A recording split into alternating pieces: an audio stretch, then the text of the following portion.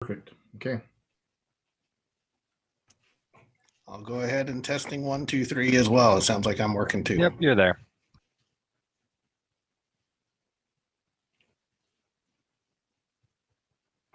I had no reason to doubt, but everybody was doing it. So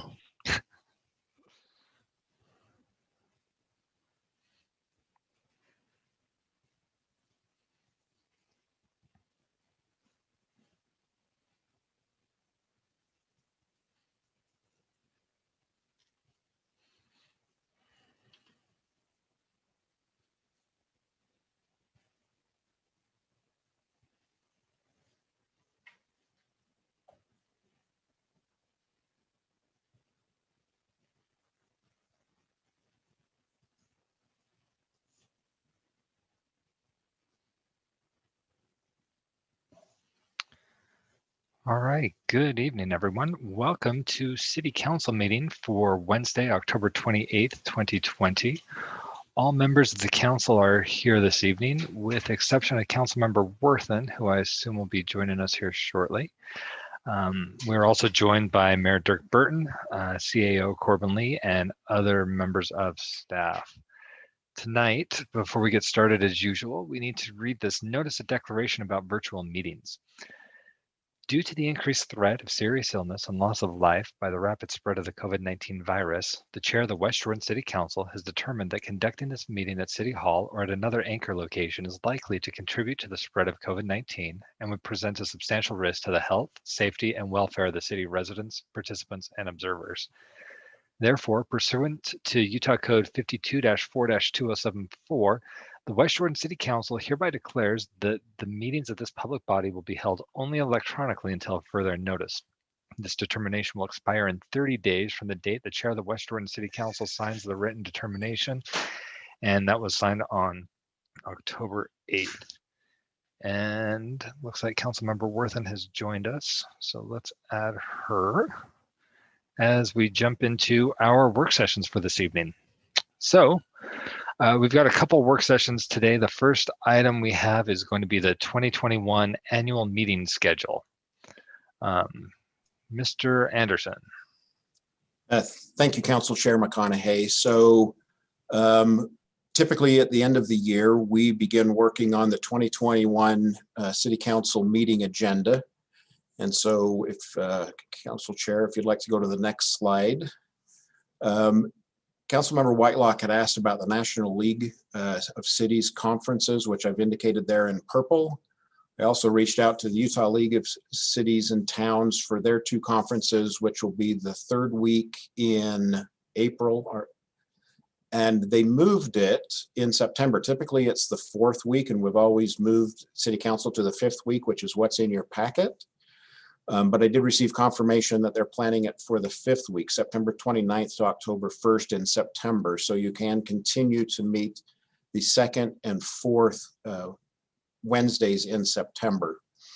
I also added in green the legislative session, and that is the start date and end date if Amendment F were to pass, which you should know probably in a Election day is next Tuesday, but you probably know a couple weeks after that.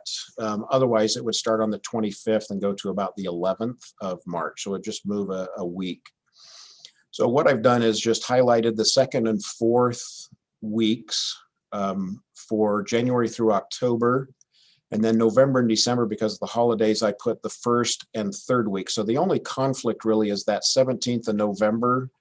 The one thing I wanted to mention about the National League of Cities is they do their city summit in November, and for 2021, they are actually doing that in Salt Lake City. So it may be beneficial for the council to be involved in that one. I don't know how often they go through the cities, but this is the first one that I remember that is in Salt Lake City. What state law requires in Title 10, Chapter 3502, is that the calendar needs to be adopted by ordinance, and there is a minimum of 1 meeting per month, and it's to designate a time and place for holding regular meetings. But with COVID, we are still following the law, having these Zoom meetings without an anchor location. Our city code in Title 1, Chapter 13, Section 1 requires an adoption by resolution, so we probably need to update that to match the changes to state law, that it be by ordinance. And it also requires a minimum of one meeting per month. And then council policies and procedures 3.03 is where it specifies that the city council will meet 2 times per month, typically on the second and fourth Wednesday. So this would be a good time. There's nothing that requires it to be on a Thursday. So I just wanted to find out from the council if you'd like to move forward with this, if you'd like to make an adjustment in November and maybe do the 3rd and the 10th so you can participate in the National League of Cities City Summit Conference that begins on the 17th of November. The holidays, I failed to mention this, the holidays are highlighted in yellow. So anyway, I'm open to have, listen to any discussion or thoughts that any of you might have on this proposed 2021 calendar. Hey, tell me that ordinance section in Title I that needs to be fixed. It's Title 1, Chapter 13, Section 1.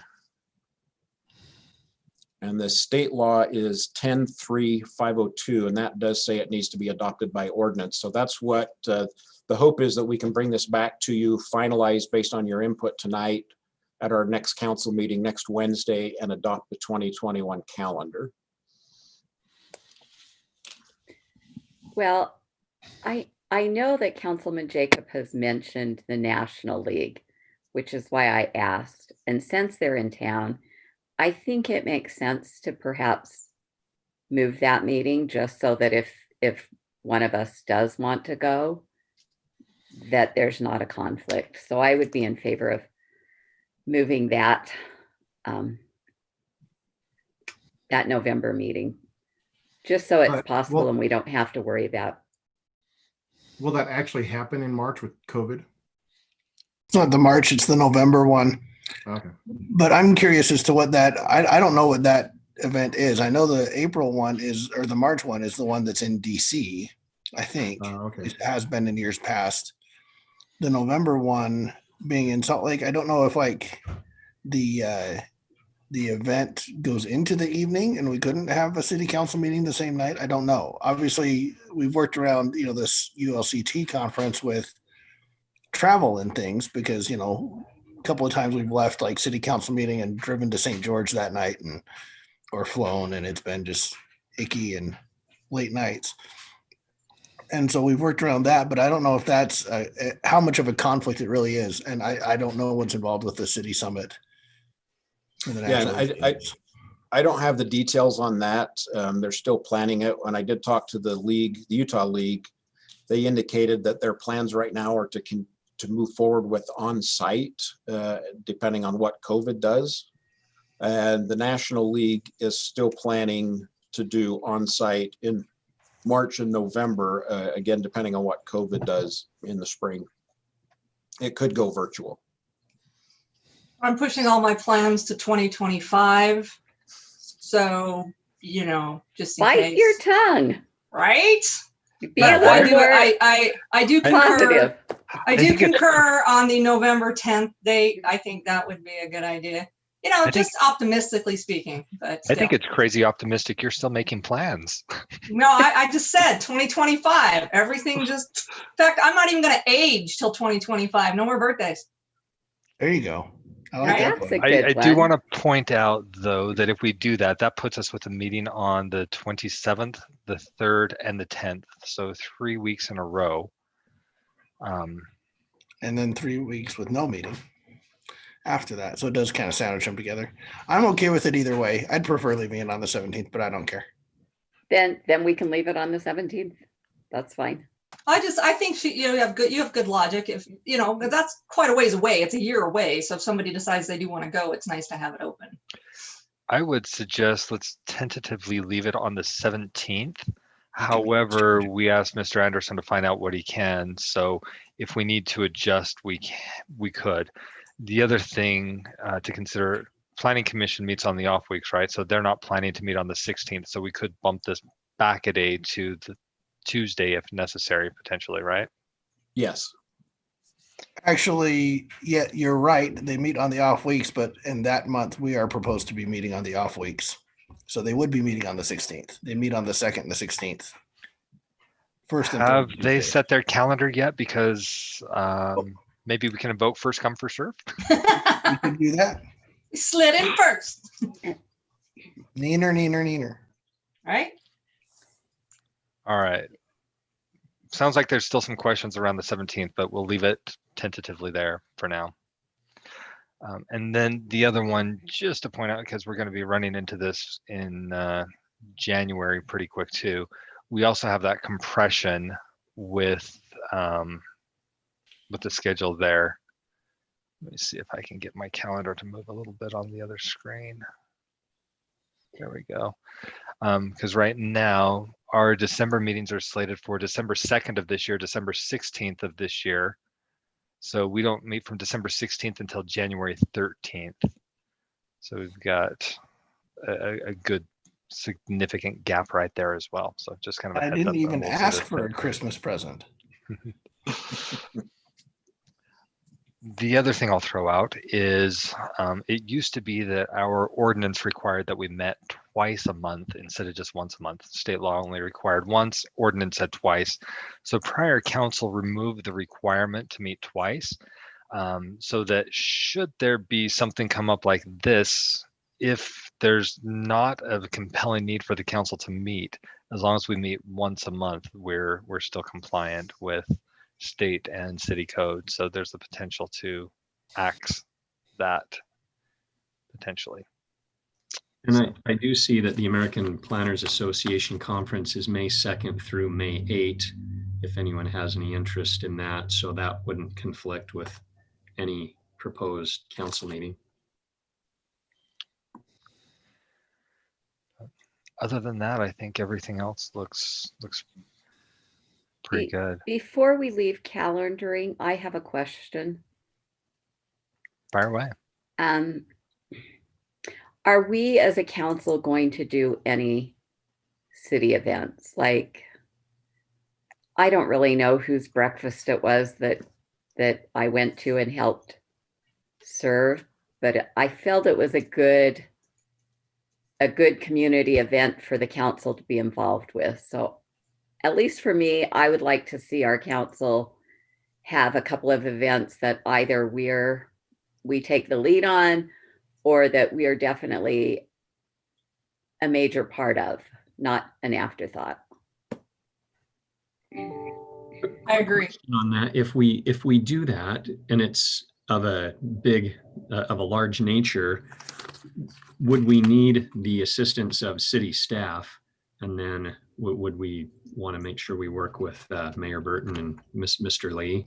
Or are you thinking, because if I'm thinking of the same breakfast, it's I believe I was serving with you, the one over at the park, just over at Veterans Memorial Park, just west of City Hall for, I think wasn't that for 4th of July, something like that? Yes, it was. That Okay. was the breakfast. I agree. It'd be nice to have events. I'm just curious if that would necessitate us finding our own volunteers to help cook or staff, or how much that would impose on city staff. I think Well- we're totally capable, man. We got this. I don't know if everybody's aware, but the city does have an events staff.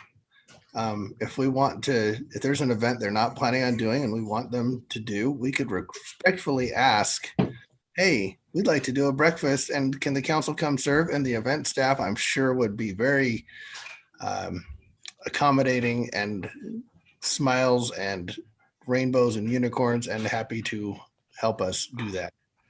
And I agree. I do check Burton. with them on a regular basis because I'm supposed to be on that committee that doesn't exist right now. But yes, I will definitely work with them if they re-evolve in 2021. But like I said, 2025, here we come. So I noticed the mayor's turned on his camera.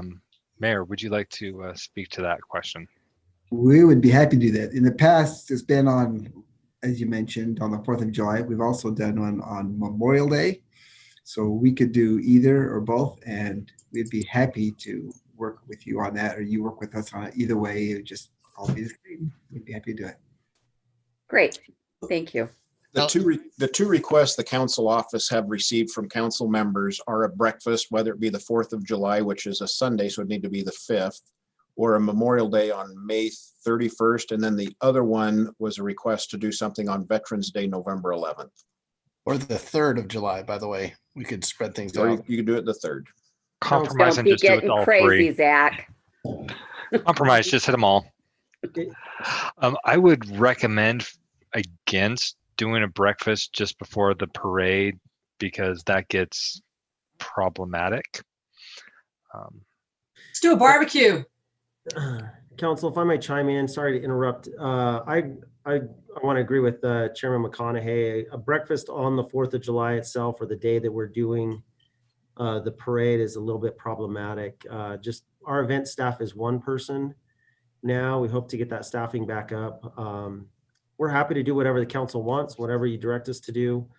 We'll just need to coordinate with you. But if I can, I would caution you from a breakfast on the 4th of July because there's so much other things going on that takes the direction of not only our event staff, but our park staff, our public works staff, and our police and fire. Another thought also for Memorial Day, I helped out for about 7 or 8 years in a row, and there seemed to be much greater attendance when it was moved to the afternoon or evening of the Monday instead of Monday morning, because people are usually still out of town Friday, Saturday, Sunday, Monday, and then they come back. So just a thought on if we wanted to do something, the afternoon on Memorial Day seemed to have people more available. So What day is the parade slated for? I think it's slated for the 3rd this year, isn't it? Yeah, looks like it would be. I don't know. I'd have to double check and get back to you. Well, we don't need to make those decisions right now. We can talk about those. We don't have to have those permanently for on what, the calendar. 2024? Well, 2025. You're a year off. No, I we need think to have the the parade is decision made planned- by 2024. Oh, okay. Fair enough. I think the parade is planned for the 3rd. We're anticipating adjusting, and we haven't worked this out yet, but thinking about maybe doing Western Stampede on the weekend each time nearest the 4th of July. So 1st, 2nd, 3rd this year, next year, whatever those days fall in. So we can get better attendance on weekends when we do the Western Stampede on weekends than during the week. So we're looking at maybe doing that. We haven't made that decision yet. So I'm pretty sure the parade would end up on the 3rd next year. So things will be a little bit quiet with events until COVID is under control and everybody's acclimated and adjusted. But I'm wondering if the council would like to ask the mayor or invite the mayor for a workshop just to go through each of the different events that are out there and kind of talk about how we as the council would like to participate. I know that there was an email shot out from Tani saying, here's what we're tentatively shooting for the upcoming year. But a separate session just to talk through each one of those events, what we would like our role to be, as we're talking about things like Councilmember Pack pointed out, well, Memorial Day perhaps in the evening. Maybe we could have a good discussion with all of that. Would the council be supportive of adding that to an upcoming agenda? Yes. I like that idea. Cool. Mayor, you're okay with that? Oh, I think it's a great idea. I love that. But Awesome. just to get ready for that, let me throw out a couple of thoughts. Memorial Day, Veterans Day, and we need to make sure on the city calendar that we have the police and the fire days. So as we publish the city calendar, people know that there will be something on those days. So that's just a thought. I know that the calendar that was sent out didn't include the police and the fire day. So I think we need, and we have, the council has designated those. We thought it's important enough to designate those. So I think those ought to be on the calendar on a regular basis. And I'd also like to see like the Linda Butters Memorial Fun Run. I know often that's been worked into the 4th of July events, but make sure that that's out there. And even Sandy City used to do an event like the fire station run. They did, I can't remember if it was a half marathon or what, but kind of going through all the fire stations. I'm not sure how feasible that would be here based on placement, but something I'd like to chat about. Yeah, we do a fire station run like that, and we're happy to put the events on the calendar, including the police and fire. We'll work through that. The Cool. other one, as I was thinking, is we may want to include that if Comcast decides to do that again, the Comcast Community Service Day, and help get involved with that one too. I want to do that even if Comcast doesn't actually. And I would agree with that. And Mayor, I would think you would want to have the Into the River also included. I do, and I was going to do it this year, but yeah, next year. I keep saying that next year. Council, But maybe we should include that on that calendar.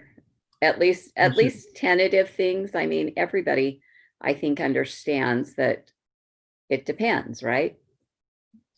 Well, my goal is to have the events next year anyway, but make them all COVID risk-free or risk-reduced as much as we can and still participate in the activities somehow next year. Of course, my thought is that COVID will go away in about 13 days. So never mind. Oh, sorry. Am I that cynical?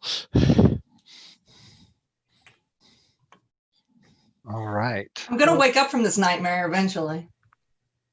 The last thing that I just wanted to bring up is some sort of visioning, which I did not include on the calendar.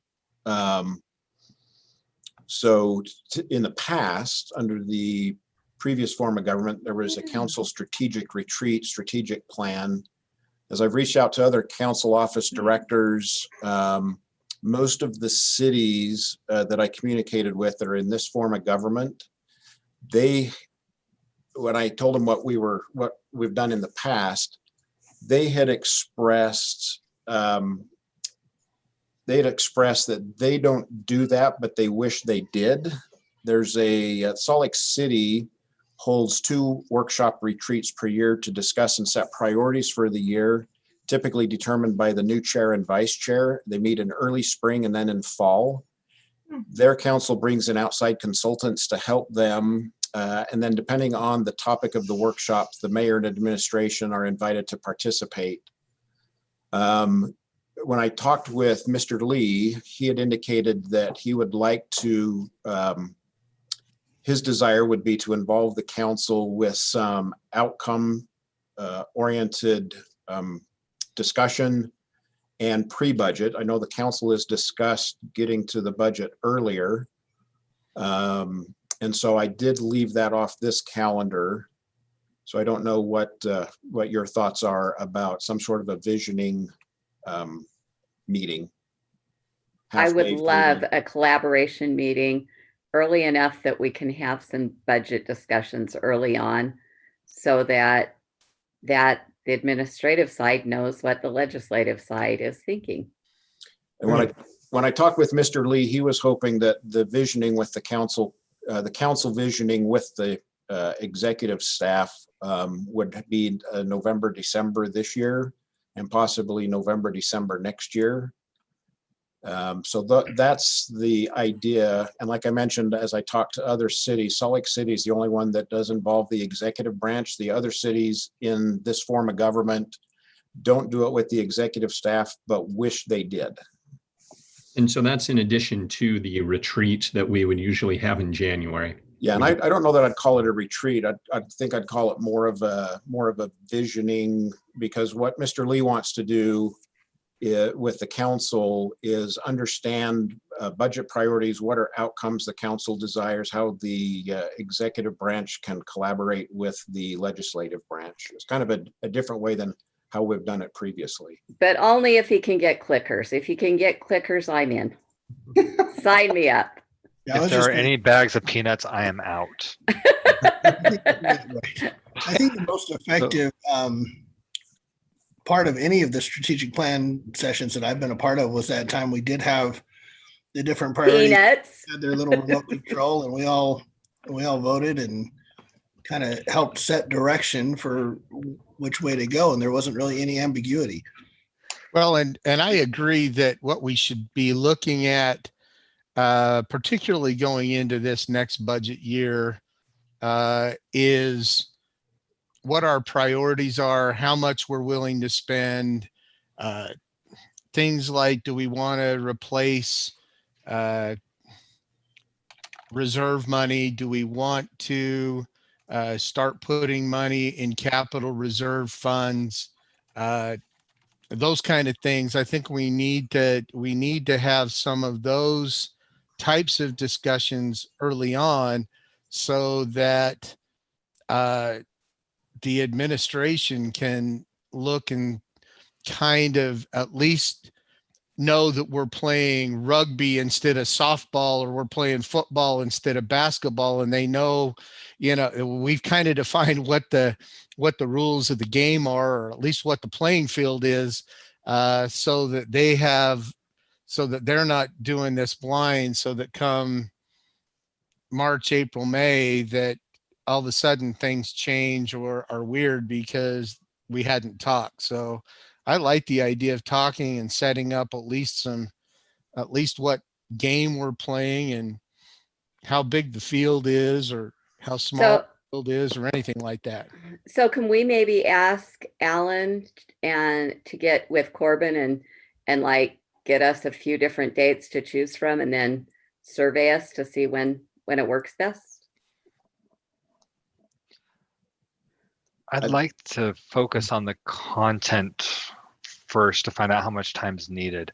I will admit that I'm a little bit skeptical. I mean, having done this previously a number of times, I feel like most of the sessions have not really been beneficial. It's been educational, but you get a 30-minute presentation as to what code enforcement's doing, why they're asking for more folks, what's going on with fire and why they'd like to see more, what's going on with streets and why they'd like an additional concrete crew. And you see all the needs of the city, but there hadn't been much of a strategy behind it. It was mostly just highlighting the needs that are out there. And it was, I don't know that we've referenced anything from those meetings more than once or twice. So I know that it was difficult for me to get 2 days off of work to spend with the city and then feel like we didn't really have anything that was accomplished. That was a little bit disappointing. However, what others have done, like I remember earlier talking about some of these, like Park City, they said their goal was to reduce their carbon footprint.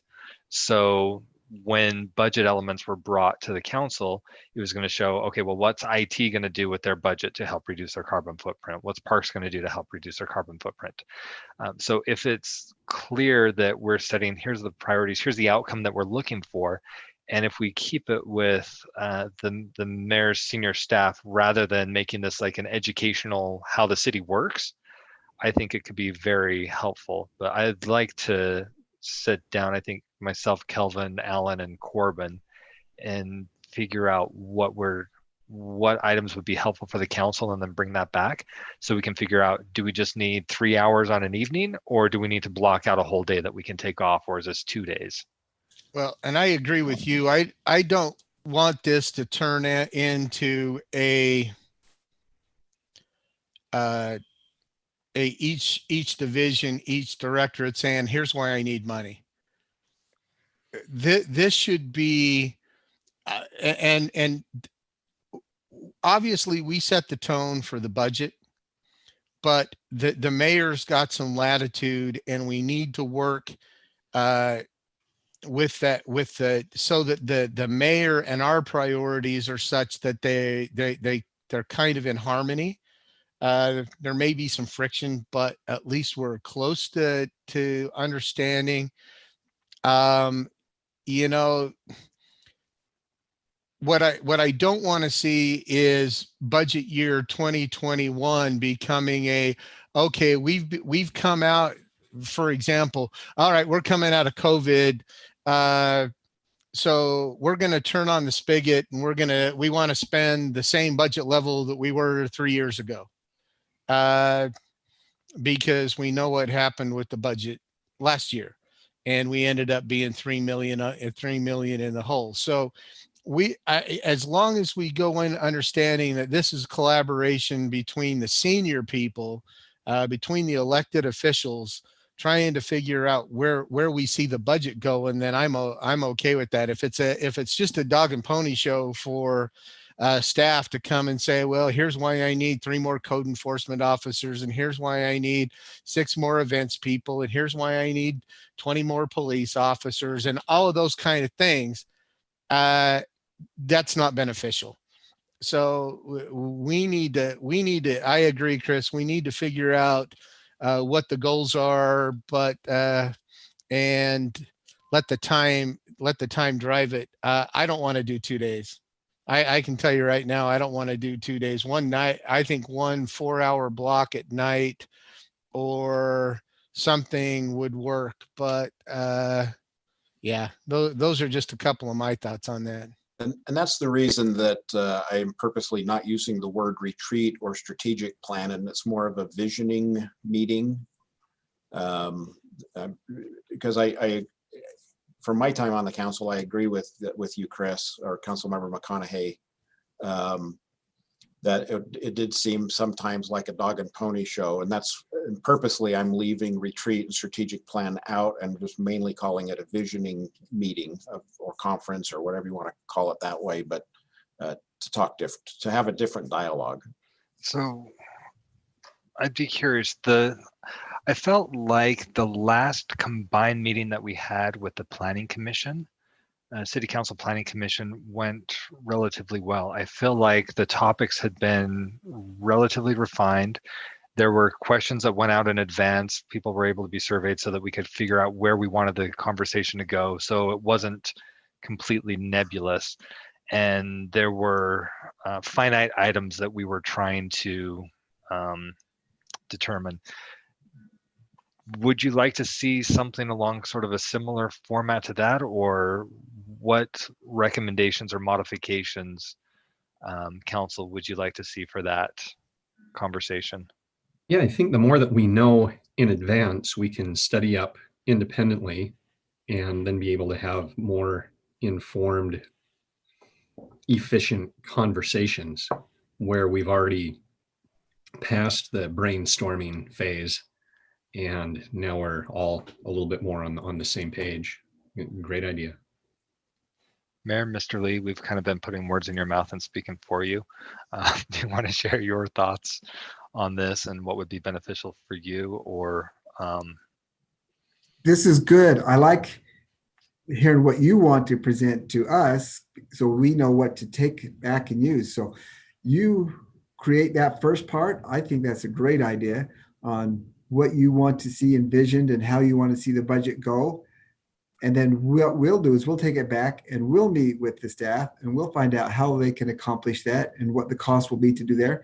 Then we can bring it back to you and let you know how we can make it go the way that you want to see it happen. I like that. Corbin? I don't care whether if you want to, you tell us the amount of time you want to allot toward it, and that just gives you more time or less time to provide us that feedback, as the mayor was saying. To me, what's important is that the budget process kick off with guidance and direction and a listening session with the legislative body.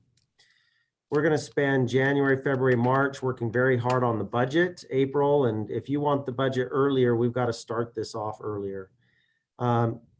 If we don't have that listening session with the legislative body, we're creating a budget without your input from day one. And I'd rather get your input earlier rather than later.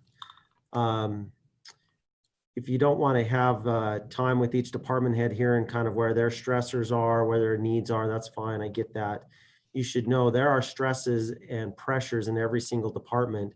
What we need is, as you've been describing, direction from the council as to what are your most important priorities, what are your most important outcomes. We can't address every need in the city, but we can shift priorities to where you want to see the vision go for the community. And that's what we need to spend some time doing.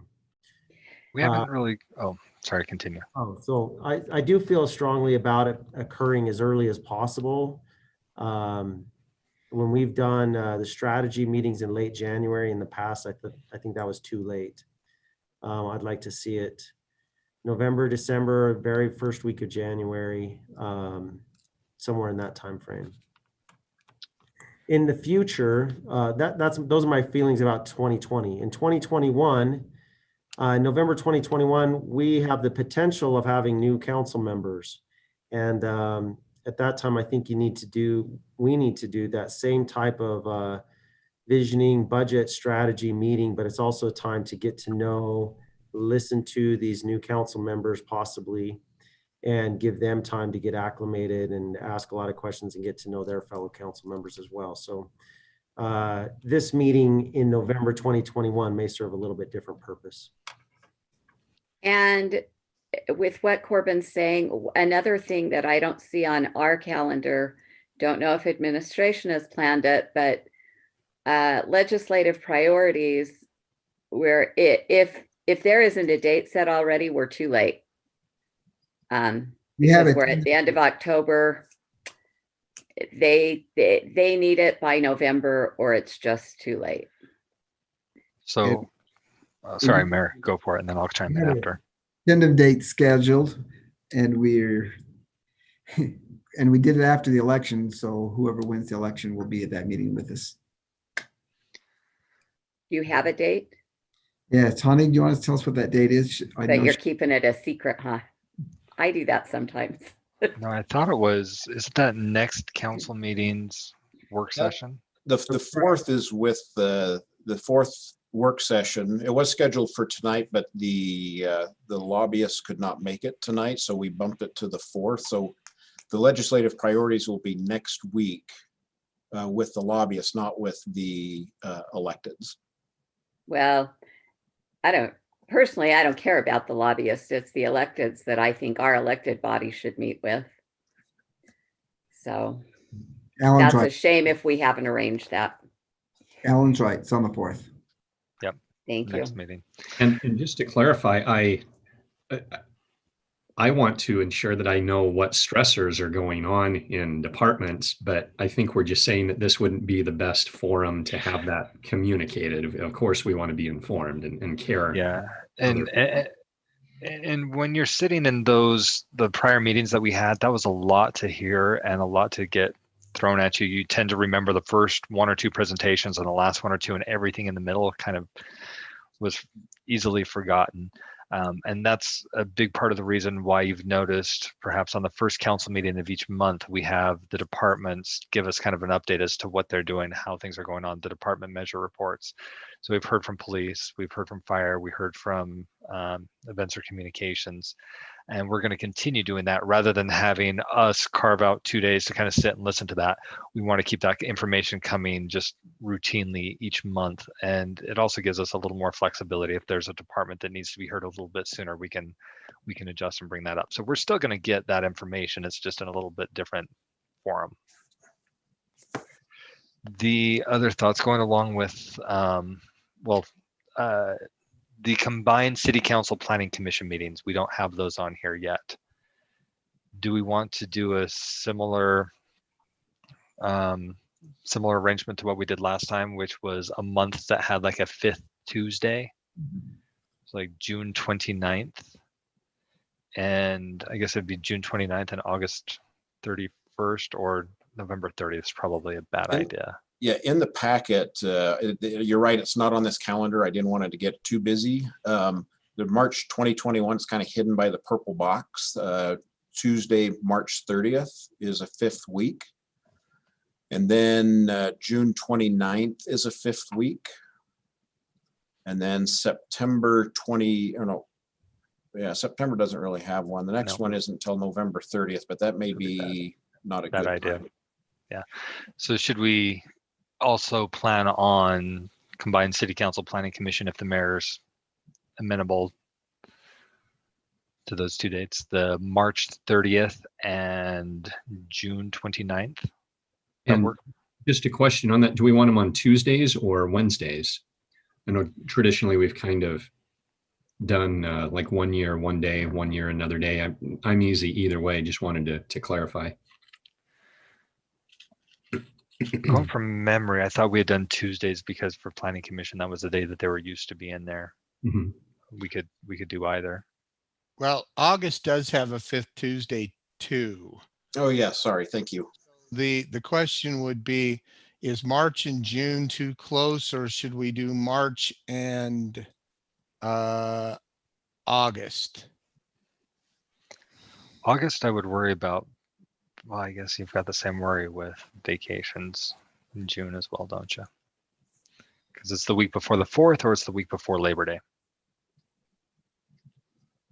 School would be in session by that late in August, so vacations would probably be minimal. Probably smarter for August, March and August. What's a vacation?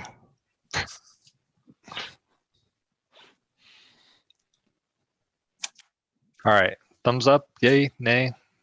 March and August for Planning Commission. Okay. Yay. And then the other one I do kind of want to hit on Councilmember Whitelock's question about meeting with elected delegation. I brought this up a couple times in the past. I would love to have a conversation with folks in August. I think August would be ideal because if there's a bill file that needs to be open for the city, like when we were trying to work through things with car dealerships, if we had waited till November, there's no way we would have been able to do that. If there's any sort of bill file that needs to be open, even August is a little bit on the late side. So I'd like to have that initial conversation sooner. And I'd love to see that tradition because even in election years, yeah, you don't necessarily know who's going to be elected to represent the city, but that's fine because now you've got a few more ears and people can start making the city's needs part of their campaign pitch and get it out there, and they can hopefully focus on this is what I will do for the city rather than the city being an afterthought. What So would you I'd like to see something in August. Mr. Chair, if you're going to talk about, if you're going to have this conversation, can I suggest you bring Tawny in as a panelist? Sure. Does she need to present or just speak? I think you ought to, I don't think she has anything prepared to present, but I think you ought to bring her in Yeah. the conversation. I'll hit the allow to talk button. What would you think? What are the pros and cons of also inviting leadership? So we invite our West Jordan delegation, right? But what would be your thought of as far as inviting maybe a majority leader or a speaker or the Senate president to also just to invite? They may or may not come, but just to be invited, because sometimes to get things done, you need more than just the West Jordan representatives carrying the banner. Yeah, for that part, I prefer to wait till later, like November, when we're finalizing things, and we've already got our ducks in a row. Historically, some of those conversations have been somewhat convoluted, and I would prefer that they not be there for that part where we're still potentially in brainstorming mode. But yeah, further down as we get a little bit closer, I'd be very open to that invite. If you're going to invite, I would say you invite all leadership, though, not pick and choose. Honestly, I'd actually say not only do you invite the leadership of the House, but now I'm going to sound a little bit pie in the sky, but you know what? We are the third largest city in the state, and we probably ought to start acting like that. And there's nothing wrong with inviting, if we've got some legislative priorities that we think we need to work through, there's nothing wrong inviting the governor and the lieutenant governor as well. So I agree with Zach. We are, and it may not be right there at that initial session, but as we're talking through strategy and what we need, it's not just the legislature, but let's use the governor. And if there's, that's the kind of thing that we can also include the county mayor, and we might as well use our size and to our advantage. And even if we need to collaborate with a couple other cities on the west side, South Jordan or West Valley or somebody else, if you've got West Jordan and West Valley teamed up, you got numbers 2 and 3. Throw Taylorsville and South Jordan in there, you got a pretty good sized population. So maybe the strategy is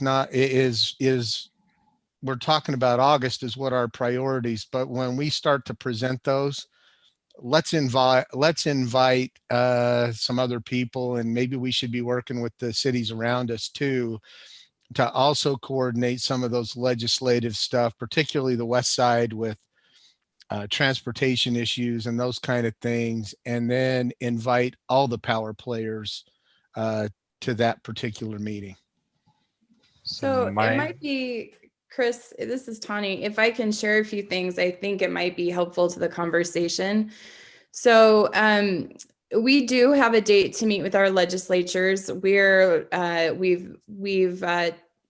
waiting on the election, obviously, but tentatively, we'd like to host a breakfast on December 3rd. We were originally shooting for, excuse me, I think I just told you guys the wrong day. We were originally shooting for the 20th of November, but leadership has reserved that day to do some stuff. We're also working around the league calendar. So the day that we found that is open for legislators right now is December 4th. I'm waiting on one confirmation to make sure we're not in conflict with a state meeting. I should have that back before we meet next Wednesday in our work session. And then I'll be sending out an invite to each of you to that breakfast so that we can go over our legislative priorities with our group. And then we do meet regularly still with the Southwest Mayors Conference. And during those sessions, we do meet with the other cities, kind of like Kelvin was talking about, the other mayors, as well as legislative leadership, our local leadership, and then members of the governor's office.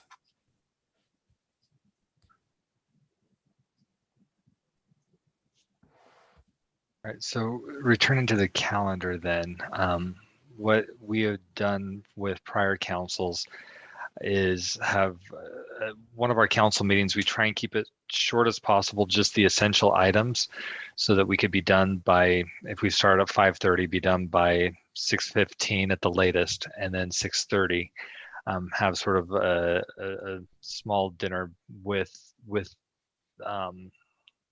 our delegation. I'm wondering if maybe we try for something like August 11th for that. And then also looking at the calendar for November, if we've got a meeting on October 27th, November 3rd should be pretty light since that's the week right after. Hopefully we could have another short essential items only meeting, followed by a work session with the delegation again. Thoughts?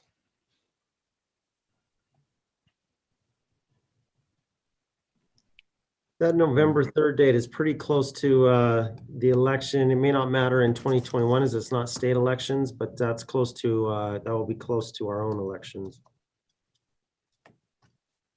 I believe the elections for 2021 are November 2nd. Yeah.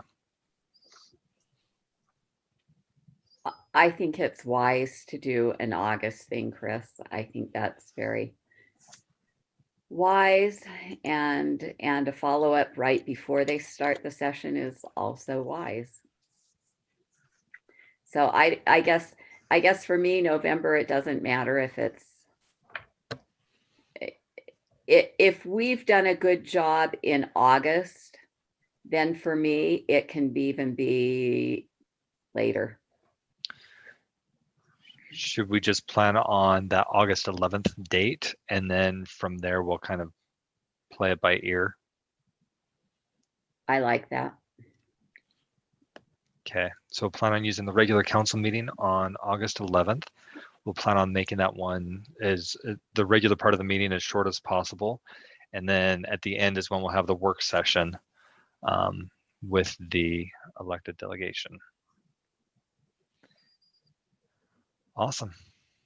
Okay, I just, Council Chair, if I can just to get clarification, then we can probably move on to the next thing. So just, you know, kind of a consensus from the council of these dates that are circled in red on the screen before you, that you're all good with that, just kind of, you know, thumbs up or nods that you're good with those dates. Yep. And then March and August, the 5th Tuesday for Planning Commission's combined Planning Commission City Council meeting. Good on that. And then on the events, I've got notes for a Memorial Day breakfast, something for Veterans Day, police and fire recognition. Is that what the council desires? Well, a full conversation about the events the for the workshop, upcoming that's year. correct. Yeah. And then do you want to set a Visioning 2021 date with this calendar up right now? And then I can work with Mr. Lee and the council to find a date for November 2020. But if we do that, then I can put that into the ordinance for next week and everybody can put it on their calendar. So for the visioning for next year, that'll take place in 2021 or whatever we end up calling it. That's not required to be adopted by ordinance. It's just the requirement that we have our regular council meeting schedule adopted by ordinance. Since that's an additional one, we wouldn't need to have an ordinance for that. So I don't think you're correct. Thank you. Do that today. So I think we look at this year instead and see what we like. We try for this year, we see what we like, and then based off of our experience this year, model that forward to next. But I think we try and focus on this year. I was a little bit worried with that on timing, knowing how much is going on, how many demands there are of staff right now. But we can talk and see what's needed and bring something back to the council relatively quick. Okay, and then just to confirm, the last one is legislative workshop on August 11th, and we will get that on the 2021 agenda tracker. Yep. And that's so that's the only questions. I just want to make sure that if anybody had concerns that we raise them, we'll move forward with those. Any questions? All right. Well, was that a question or a comment? Apparently neither. All right, so with that, we'll move on. And work session B, process for gathering feedback for accessory dwelling units. So speaking of that combined City Council Planning Commission meeting, that's when we last heard about this. But Mr. Anderson, can you talk us through where we're at with this? Yes, thank you. I went through the minutes and provided just a synopsis, brief synopsis of what those meetings were. Back on November 19th, 2019, the ADUs were discussed by the City Council and it was tabled until the combined meeting with the Planning Commission. And that occurred on April 29th, which was the first meeting. And the members of the Planning Commission and City Council electronically responded to questions about the city's ADU policy. And I'll show you the results of that shortly. And then after that one, it came to the Planning Commission on August 18th with a public hearing. There were some public that did comment, and the Planning Commission had a recommendation that suggested that the council seek further public outreach and proposed to the council a possible target of February so as to not continue to in the minutes recorded as kicking the can. That puts us a year and 3 months, year and a quarter, so about 15 months from the time it was first discussed. And if you can go to the next slide, this is on that survey on the 29th with members of the Planning Commission and members of the City Council.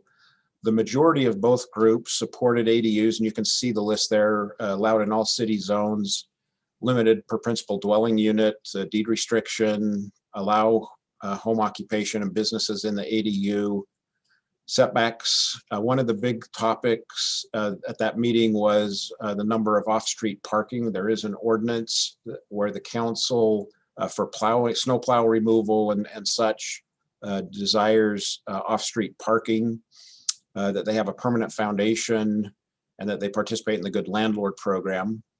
Where the group was split are those 6 topics there: reduce off-street parking if it's near a track station, a separate utility meter and address.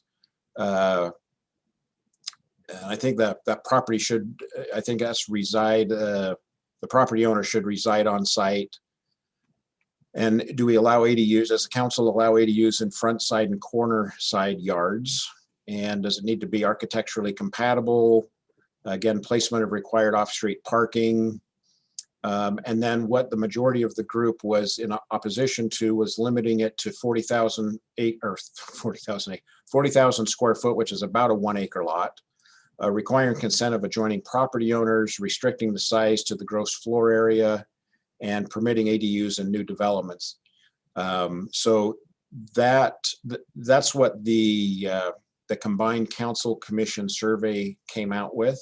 And then if you'll advance to the next slide. So there's several ways to do this. I did talk to Ms. Steck in Administrative Services. Since we're not doing town hall meetings as the city has typically done to reach residents, there may be some funds there. Obviously, you've got some money in the council contingency fund if you choose to do something that has an increased cost. We can use Qualtrics and survey. I think if I remember correctly, we have about 2,000 email addresses in the city. We can do a postcard. We can do an ad in the West Jordan Journal. You see the carrier pigeon there. That is an alternative. We can send an email. Again, that may be somewhat limited. We can do a survey through the website. This isn't all inclusive. There may be other ideas that you have to reach the public outreach. The idea is that we can use maybe November and December and January to collect these results and plan for sometime in February, maybe early March, to bring this back to the council for your consideration. Alan, I would like to see something go out in the utility bill. Okay.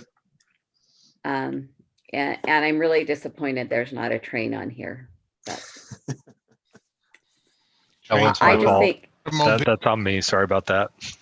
We'll do a whistle stop tour. There you go. Smoke signals. Honestly, I want to do this faster than, Carrier pigeon? no, I want to do this faster than having us consider this in February or March. We've been screwing around with this for A year. over a year. And I think we need to start thinking of fish or cut bait. I know there's some reservations, but I also know that there are people on the Hill that are trying to force this down our throats. And maybe if we can lead the way, we can help provide some guidance for some other cities before the legislature decides that they want to dictate some more land use policy to us that they're notorious for doing. So honestly, I'd say we could do this if we can't do some public feedback in 60 days so that we can start, we can get some feedback in January. We already have the ordinance written. The Planning Commission looked at the ordinance. They didn't make a recommendation. All they did was say, get some more feedback. So let's get the feedback and let's get this thing done. And so I don't want to do November, December, January, go into February, go into March. That's just nonsense. Let's get this done. Well, and make a decision. Either we approve this thing or we get it off our radar. Like I said, we've been screwing around with this way too long. Well, thank you, Councilmember Green. The other thing that we need to be mindful of is the General Plan Committee also wants to survey the residents, and we probably ought to sequence that in such a way that we're not confusing or sending, I just had a survey, now I got another survey. So I think there's some wisdom in that. If you want to do something with the West Jordan Journal, the deadline for that is mid of November to hit a December, and we could maybe have a link to a Qualtrics survey, put it in the utility bill, directing people to the website for the Qualtrics survey, and that will provide a number of different reporting options the council can use that won't take a lot of staff time to compile, but will help with the speed. what are we going to do for residents that don't have internet and don't have computer capabilities? So my recommendation would be that we task the either the General Plan Committee or the Land Use Committee to work on what sort of questions do we want and how do we make sure that we get a good broad sample of feedback. The good news is that happens to be the exact same committee. So nice. Nice. Yeah, I think there's a lot of questions and we could probably spend 2 hours on how do we want to do this, like town hall, virtual town hall, surveys, utility. what sort of questions do we want, but I think we'll probably work most quickly and effectively if we just task the smaller group with that. I just want to ensure that we do have a good reach for our residents so that they can have their voices heard. That I'm sure the committee of 3 that meets for both of those committees can do it. I'm not the chair of either, though. No, but you are one of the vocal members of the 3. All right. So are we okay tasking the committee to work on that public outreach? I would also suggest that they may want to reach out to 1 or 2 on the planning commission and potentially involve them as well. And I would also suggest that we probably want either the mayor, if you'd like to work, be included in that, or if there's somebody else from your staff that you'd like included. I think that would be appropriate. All right, anything else on this one? All right. Sorry, wish I had a little more time, would have got a little bit better train, but it's a start. That works. Okay, next up are the election code amendments. Yes, thank you. So this is something that Councilmember Green had suggested be looked at, and I think also Council Chair McConaughey.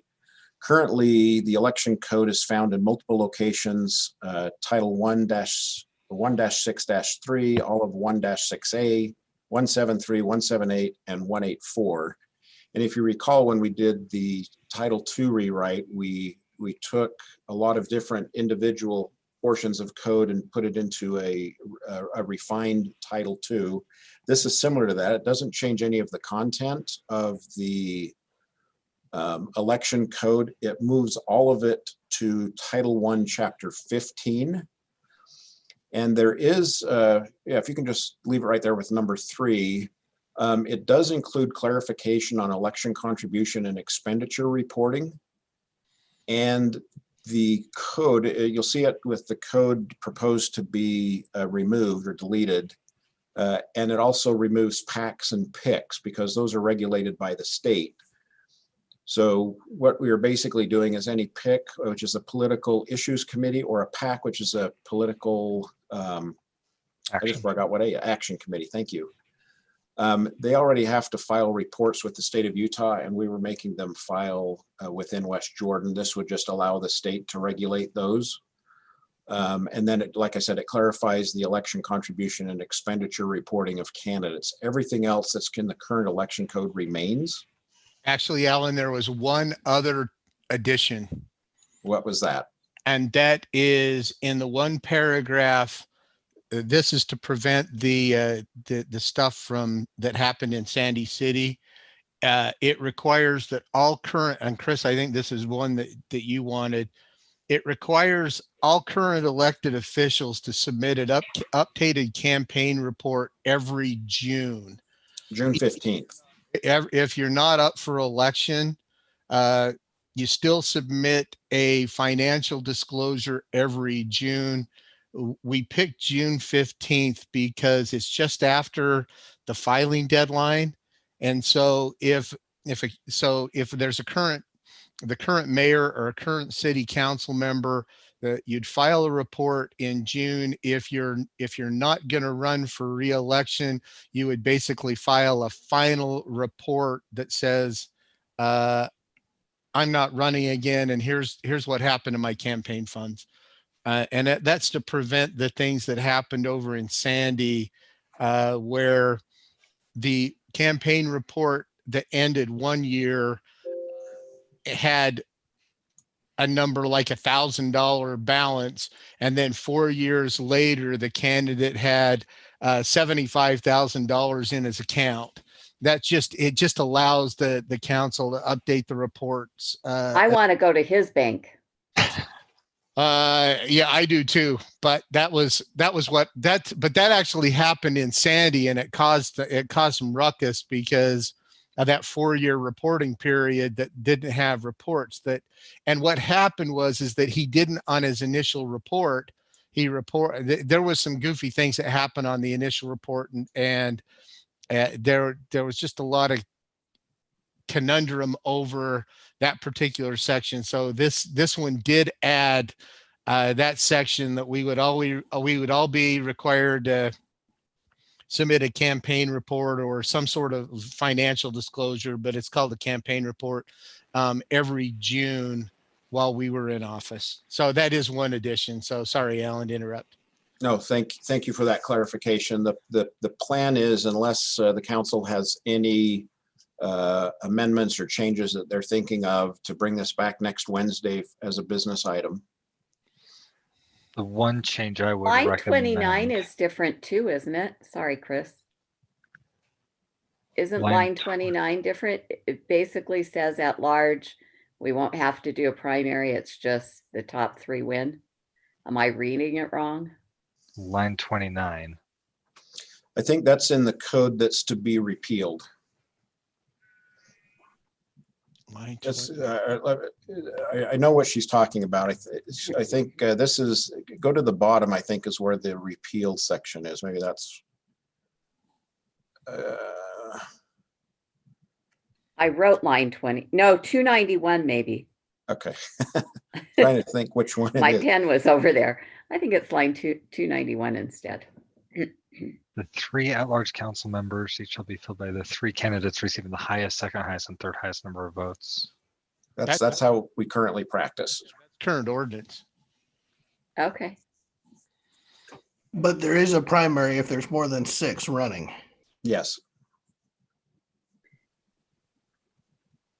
If we're going to condense code all into one area, then that should be made clear. All right, so some clarification to this portion.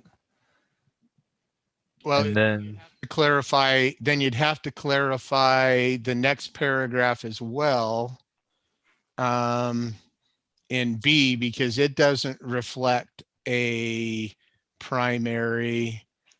What I would suggest is, if we want to do something just another paragraph about primaries.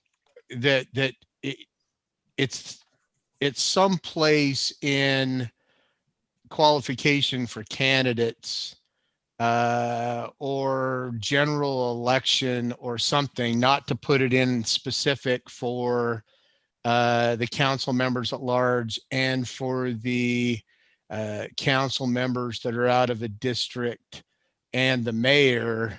But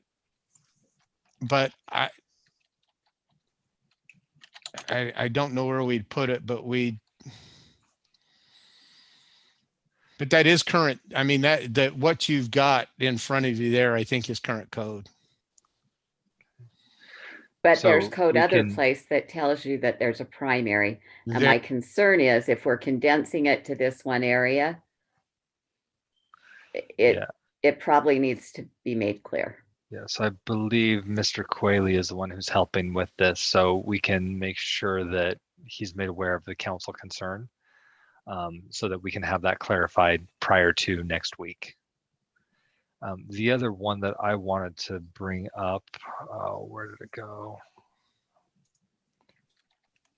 Back to the, where was it? The contributions, the filing. What row was that on? For filing for campaign reports, current elected officials, here it is. I'm not wild about this word ongoing. What's an ongoing contribution versus a one-time contribution or a one-time expenditure? So I'd like to potentially see that one go. Anyway, Where are we Anything- getting these ongoing campaign contributions? I've never heard of those. no, but I like them. No, I just want to make clear that it's any campaign contribution that's been received since the last report. Yeah. So ongoing can be a little bit misleading, so I'm not a fan of that word, but just make it very, very clear that June 15th, you have to report whatever it was from the last time you were legally required to report, so that we're capturing everything. So you don't get a 4-year window that's just dark. I would also recommend taking the word any off there, because they can say, well, I posted one, it just says put any. I just need to pick any of the 10, so I chose 2. Yeah. Let me Yeah. ask you, and this isn't toward any single person as this goes on, but so I'm in my 3rd year on the council, and I have not reported anything since the day I was elected. Except, so obviously this hasn't been going on. Well, let's say that I did get $10 last year, and I don't report it. What are we going to do? Are we going to kick me off the council because I didn't report $10? What's the I would purpose? look at Mr. Wall for that. I would There's nothing think in at here a that says- minimum it would be brought to the ethics committee. Because right now, as I read this, that's nice that, current elected officials should do a finance report, or what? What are we going to do to the elected officials if they don't? They have to spend all the money to buy us dinner. Yeah, I would look at Rob Wall for that one. Okay. I mean, I'm just putting that out there as a devil's advocate, because it's nice that we put this version D or whatever this is in here, but I mean, there's not anybody that's going to say, okay, well, so-and-so council member got $100 last year, but he didn't report it, so he's off. Like Yeah. locking your door, Chad, it only works for the honest people. Yeah. Well, and What and if in you some don't get any cases- money? In some cases, failure to comply does result in being removed from the next ballot. But Well, Rob. it's a good But it point. If doesn't we're say- going to make it a doesn't say rule, that. we should have some type of enforcement along It with doesn't it. say that, though. It doesn't say So- you'll get kicked off or you won't be able to run again. It just says you have to report it, but it doesn't have any, you'll be kicked off the council if you don't report your $10. so, Mr. Wall, So every year you're supposed to report money, current No. and This is Not this is under that current we're rules. done. that's what we're proposing. Mr. Wall, did you want to speak to but those nobody questions? gives me money. Am I missing something as a new council person? Do you guys know something I don't? Yeah, but You may not, but there have been other folks, like as you look at mayors in other cities, once they've been elected, developers especially continue to contribute to them over year and year and year, and it's not being reported. So as we looked at this on a prior council, one of the conversations was that we would like to have the transparency to the public so that they know who is funding their elected officials. They may not be actively in an election, but preparing for it. So we wanted to make that clear for everybody. Agreed. Mr. Wall, Okay. there have been a couple questions thrown out there. Could you speak to those? Yeah, let me just say that there are local elected officials around the state that fundraise year round, not actively out shaking hands and so forth, but hold activities that do that. And so this idea of reporting annually does have some basis in prior experiences. I was going to suggest, Chris, that Dave is on the Zoom meeting, and if you'd like to bring him in, he's been taking notes on your comments, and I have a general response to Chad's question, but he may have something more specific. Under the state code, which then enables you to create your own provisions, the default penalty is Class B misdemeanor for violating any provision of the state code. Dave, I don't know if you've looked at this issue specifically, but do you have any comments on that? I have not looked at the issue specifically. It's definitely something we can look at. Generally, under the state code for election contribution violations, the remedy is to be disqualified from the election. So if a candidate doesn't file their disclosure timely during an election, they could be disqualified. Now, which we already have. Which is state law, which we already have. Yes. Right, and which So which happened last election, which correct. precipitated part of this. Yes, and so But Chad's question is more of an ongoing. Exactly. Someone who's been elected. Yeah, and so as to that specific question, I have not looked into it. There's nothing that I'm aware of specifically addressing that in state law. So we may have some flexibility. I'd have to research what specific remedies would exist and where they may be located in state law. To the extent we're not constricted by state law, the council can do some brainstorming, and I can work with whoever on what appropriate remedies may be desirable. I mean, honestly, in West Jordan, I'm not concerned. I can't think of anybody over the past 20 years that I know of that gets donations during a non-voting year. So it's not really my concern. I understand this was brought up because it happened in Sandy. But at the same time, I'm trying to think, okay, so one of us doesn't report something on June 15th, what's going to happen to us other than shame? No, that makes And- sense. The idea of a consequence. And that's where our ethics rules do come into play. So a complaint could be submitted to the Ethics Commission. Again, it's more of a potentially slap on the hand, potentially a censure, but it's not like there's a fine or jail time or anything like that associated I'd with be it. very hesitant to have a sitting council member who simply doesn't remember to file on June 15th in a non-cycled election year to have a misdemeanor offense. And do we want to have some wording there that if you receive money, you must disclose? If you don't receive anything at all, do we need to Still Then- file a statement saying 0 additions, 0 expenses, and your ending balance is a carryover from wherever you were before. We've never had to do anything that, I mean, I'm not saying from just me, but it's never been done in West Jordan, and I don't want to see it happening in the next 20 years of, every June we all have to report that we got nothing. It's just a waste of time. Isn't that so? So let me ask you from this standpoint: isn't that good government that you're transparent with finances that say I haven't got any campaign donations over the past year or so, or if you got money from a developer over the last year to help build up a campaign fund? Isn't that good government? Isn't that good transparency?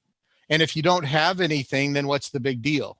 Depends on who you are and what your opinion is. I mean, maybe 3 or 4 people, yeah, but I mean, we've never had an issue before, so why do we need to put this in now? Well, but I will tell you that I'll bet you there's I can tell you there's at least one person on this council that's got contributions after the last campaign donation, the last campaign report, because people give you money to help after the election's over to help pay for some of your debt. I got a $500 contribution from a group after the last campaign was due. So, well, then shouldn't you put that on the last campaign disclosure? Well, if it came in after that, though, after the last campaign disclosure is due. And one thing, if I may point out a provision in the draft here, if you look at lines 382 and 383, paragraph E, just below the provision we were talking about, it talks about what needs to be in a campaign finance statement, and paragraph E1 says all contributions and expenditures not previously reported. So there could be some language to that effect if the council desires to only disclose new contributions. That's some language that could be clarified or incorporated into D. Chris, one other thought that this doesn't actually answer and solve the question you're looking at right now, but just from a practical perspective, what typically happens with city recorders who oversee this is when a candidate doesn't comply, the recorder will reach out multiple times to the candidate to make sure that the reason was that they just forgot or whatever. And maybe one thing as you consider this, if you decide that you want to have some kind of an annual reporting, is that you also include in the ordinance a requirement that the city recorder will work with the candidate to get the filing in place before any ethics violation or any action can be taken, whatever that you decide that might be. Practically, that happens already, but maybe you want to codify it. I like that suggestion. I really like the idea of including an annual report, even if it's just a simple fill in the form. I didn't get anything, here you go. But for those that have received things, I'd like to know if somebody else is helping fund folks. So I guess I would like the idea of adding a line in there stating that the city recorder shall reach out to them and work with them to resolve it. That said, is there just a quick poll of the council? Is there support for ongoing reporting requirements outside of being up for an election? Just a quick show of hands, who's in favor of that? Okay. So it does look like the majority would be supportive of that. Mr. Quayle, does that give who's going to police that? The city council, the mayor, the lawyer? I mean, the recorder? Okay. The city recorder will be responsible to make sure that that's provided. My recommendation earlier was that it be done in January in conjunction with the conflict of interest statements that we should be signing anyway, saying here's what's changed over the last year. I have an interest in that, or I don't, or. I mean, if I understand correctly right now, so I had, I think, $50 left over for my last campaign that I've never used. It's still sitting in the thing I had. So when I start up next year and run again, if I run again, I have to report that $50 is still there. So that would be the same thing with anybody else that's received campaign donations. Don't we have to put in what was received between the time we were elected and the time we're running again? Yep. You would say, here's my $50 starting balance. Contributions are 0, expenditures are 0. Ending balance is $50. Okay. And that's all you'd have to do. Or developer XYZ gave this much. I mean, I'm not saying I don't mind seeing that, but I'm just saying most of us, I think the majority of us each year are going to be reporting 0. So it's kind of seems like it's, I don't know, just babysitting. That's my opinion. But we'll leave it at that. Awesome.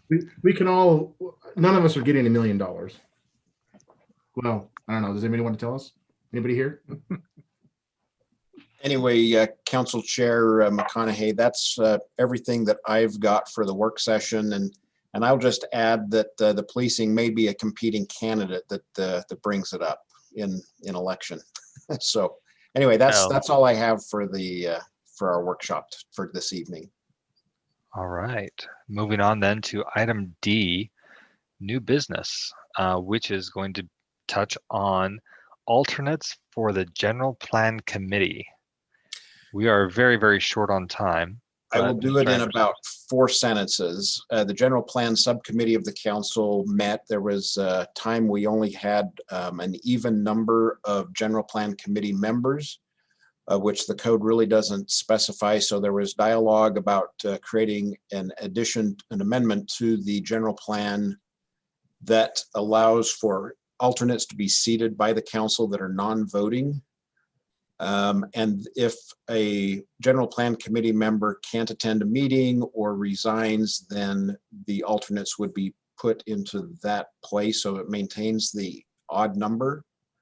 It will also include a provision that if there's a vote that's needed and there's an even number at the meeting, that the Planning Commission representative would be able to cast any tie-breaking vote. And that's what will be proposed. You'll have a packet for that for I think next week or 2. I have to go look. It's coming up. Yeah. So I would also ask that as that's drafted, it would suggest the order in which the alternates vote as according to the order in which they are appointed. Yes. And if we have multiple alternates appointed at the same time, perhaps we just say alphabetical by last name. If 2 have the same last name, then by first name. Okay, we will get that, and I'll get that to you shortly. Does anybody else have any strong feelings about what they would like to see with modifications to rules to allow for alternates for the General Plan Committee? All right. So next up would typically be unfinished business. You'll notice on the agenda, unfinished business has moved, and it now follows the reports to City Council. So as we're getting those reports back to City Council, if we don't touch on a particular item of unfinished business, we have a separate bullet and under reports to Council to cover that. So that's why we no longer have unfinished business as part of a work session item. So we'll be seeing that here shortly. So for now, we will go ahead and we will take a short recess. The city council will reconvene at 7 p.m. I would invite all of the council to go ahead and shut off your cameras until after the Pledge of Allegiance. And we will recess until then. Thanks.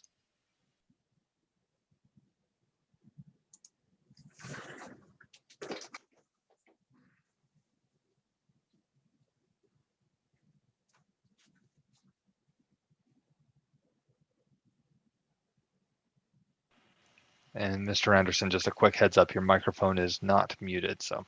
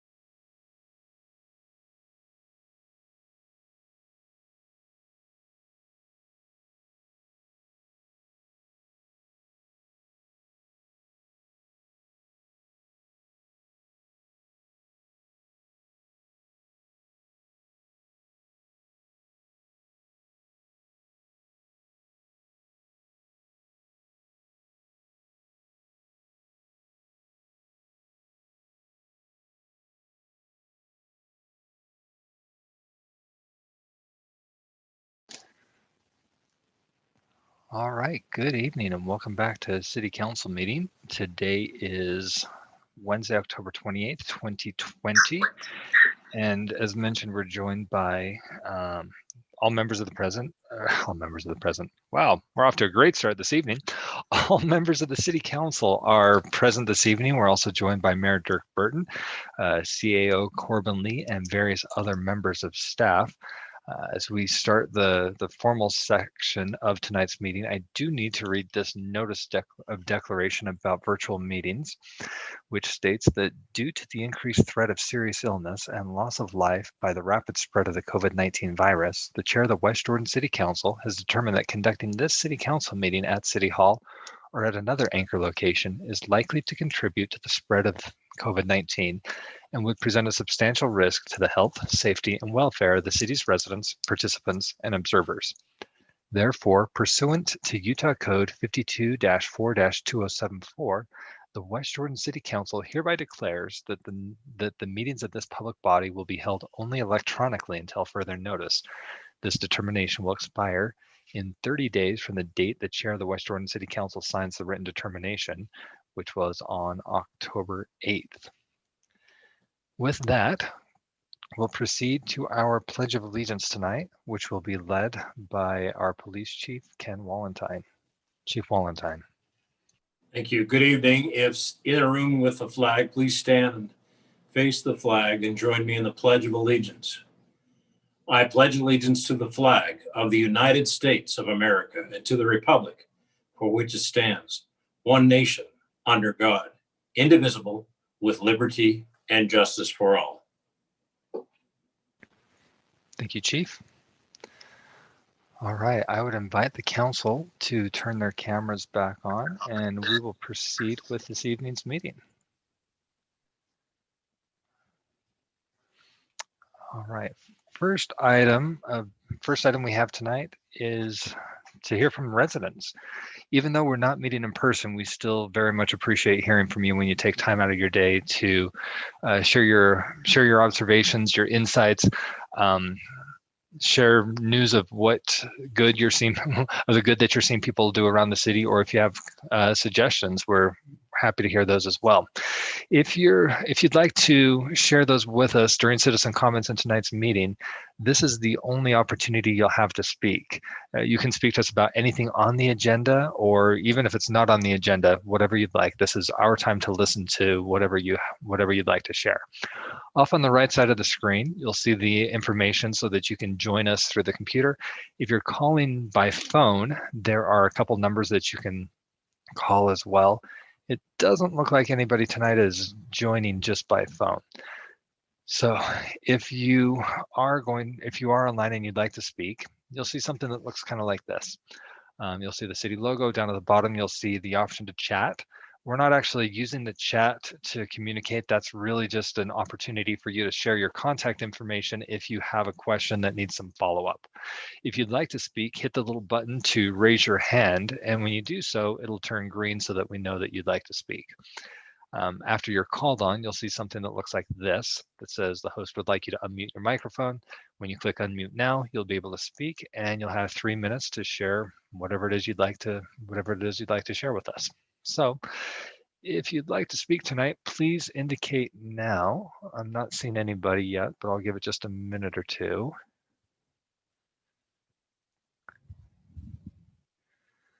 And just going through the list of the names of folks that are in the meeting. There's only a couple who aren't members of staff. And no one's indicating they'd like to speak, so I will close citizen comments. And we'll move on to reports to the City Council. So we're going to start off tonight with a report from Mr. Anderson, Council Director. Thank you, Council Chair. Council, the only thing I have to report is progress is still being made in the council chambers. Today, the new lectern was delivered that I think will make those that are presenting to the City Council much more efficient and is very beneficial. I sent you some pictures of it as it arrived. The cameras that are supposed to be installed, I'm told will arrive this week, and then they will finish the installation. The electricians will be here later this week to get the last of the electrical runs put in, and then the council chamber should be ready for whenever the council decides to return, depending on what the COVID does. And that's all I have to report this evening. All right. Are there reports from city council? Any committee chairs that have met and would like to share an update with the activities that have happened since our last meeting? Sure. I'll weigh in for the land use committee. We had a meeting this week. Had a developer come and express some potential plans for more development on the west end of the city, mostly in District 4. Mostly, not entirely, but mostly in District 4, south of the Jones Ranch property. Some proposals, mixed commercial, mixed, mostly commercial industrial with some residential on the far west bench and on the far east side of that property to buffer up against the houses that are out there that are kind of orphaned on the south side of New Bingham Highway at about 6,500 west. So watch for or keep an eye out for that. It's coming. We all on the committee were relatively receptive of what was proposed. For the most part, it was a very good proposal, and it sure is refreshing to have developers who are mainly residential developers come to us and say, "Look at all this commercial land, and here's some ideas for it." So it was really great. Councilmember Green. Hold on, I have to take myself off mute. We'll report that the general plan committee met last Thursday night for their first meeting.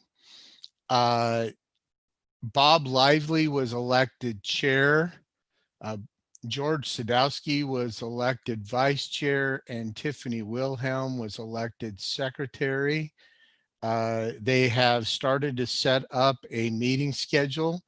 I think they actually right now are planning on meeting every other week to get things going.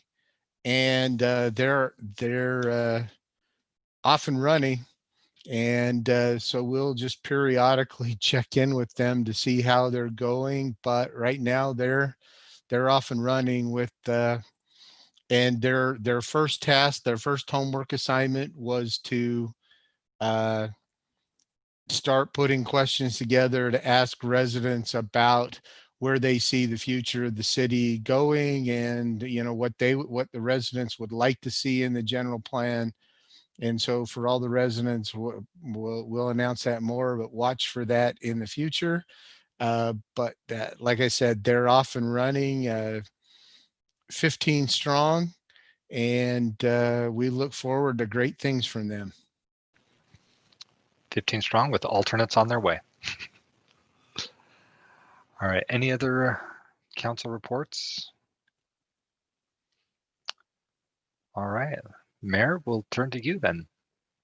Thank you, Council Chair McConaughey. It's a pleasure to be here today.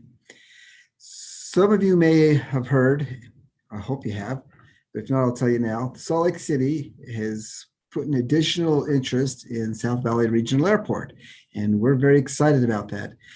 I mentioned to you before, they're putting out a request for proposals to get some ideas and suggestions put together and some pricing on what they can do to improve the airport and make it go wonderful. One of the companies that did that, I asked them to meet with our airport committee to get some ideas from them. But even better, in talking with them today, I asked if we could go have a tour of South Valley and bring the council in there to go take a look at that and what's happening there and what some of the things that might be on the proposal. So they said that we can do that. So I will be putting some dates together for us to go there and have a tour of South Valley Regional Airport. Some of you may have already been there a few times and know what that looks like, but some of you, that might be a new experience for you. So when that gets put together, and I'll try and make it early evening so that it could be after your work schedules, and we can go there. Since that airport's open 24/7, we don't have to worry about being closed. And speaking of airports, you may have heard that Salt Lake City yesterday opened up another wing. I like they have wings at airports. Anyway, they opened up another wing, and they had a celebration and a ribbon cutting for that yesterday. And I had the opportunity to join with them while they were doing that. And after that event was over, I spent some time with Mayor Mendenhall from Salt Lake City and with Senator Maine as reflect over that and reflect over a couple of things that are going to be happening, South Valley Regional Airport for us. So that was real good things there. Rocky Mountain Power has changed their government relations person. Lisa, who used to do that for them, has a new position. And so they brought in another one, and I had an opportunity to meet with that person and get acquainted. Me with Chris, so we could meet who they are, who he is, and make that relationship, because they work very close with us in our economic development, so we can make sure that continues to go forward. And speaking of economic development, Jersey Mike's in Jordan Landing is now open. If you haven't had an opportunity to go visit Jersey Mike's, take a few minutes to go there and see how good those sandwiches are. We've had them surrounded around us around West Jordan, but now we have one right here in West Jordan, Jordan Landing. That's my report. Any questions or comments?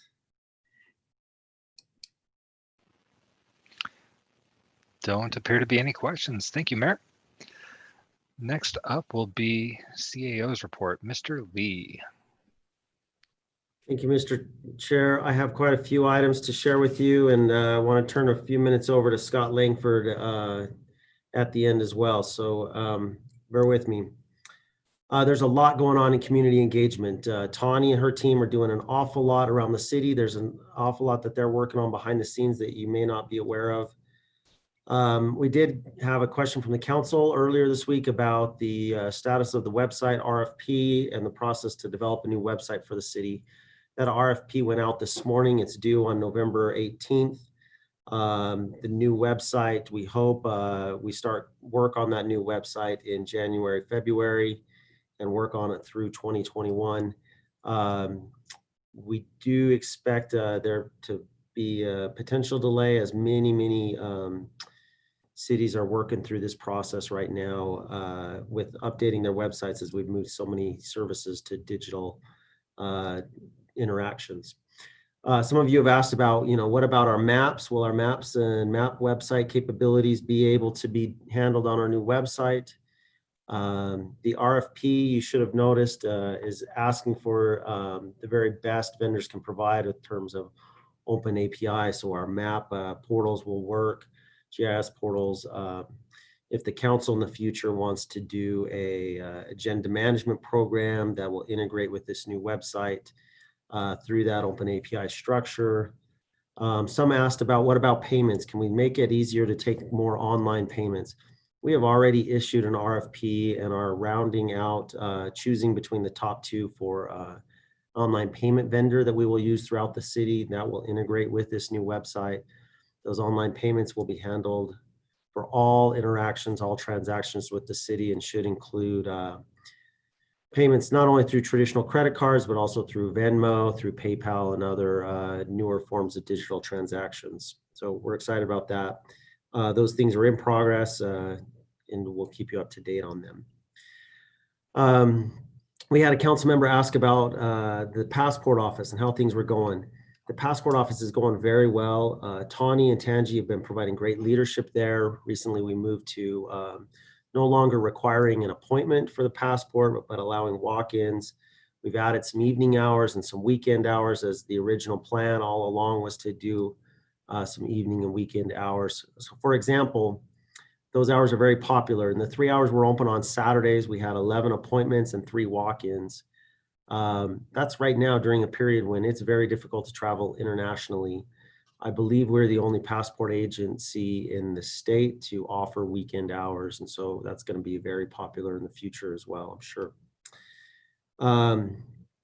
With economic development, we have a temporary consultant on retainer to help us with our economic development outreach during the pandemic. Weston Bailey's been doing a good job there, and he's working hard with Marie on a new Eat Local campaign that will run through the month of November.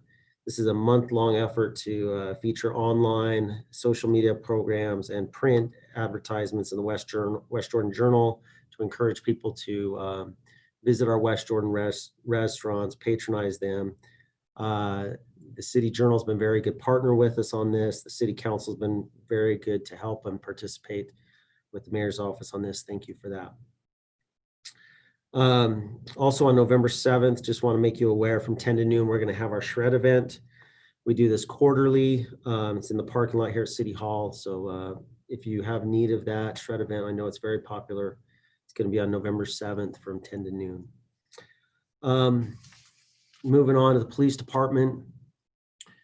We had one issue I want to make you aware of. A couple of days ago, we had 2 officers who were driving to a vandalism call when a stolen vehicle crashed into their car. The stolen vehicle then fled from the scene. This stolen vehicle was abandoned and the drivers fled from the scene. Our officers were injured in the crash. The vehicle was severely damaged. We expect our officers to be okay and be back on the job next week, but just want to make you aware that happened this past week. We're worried about all of our employees who are out on the road every day, just driving around the city, doing a lot of work that our employees do. Police, fire, public works, they're working in these public rights of way. Our building inspectors, our engineering inspectors, they're out in the public rights of way often, every day.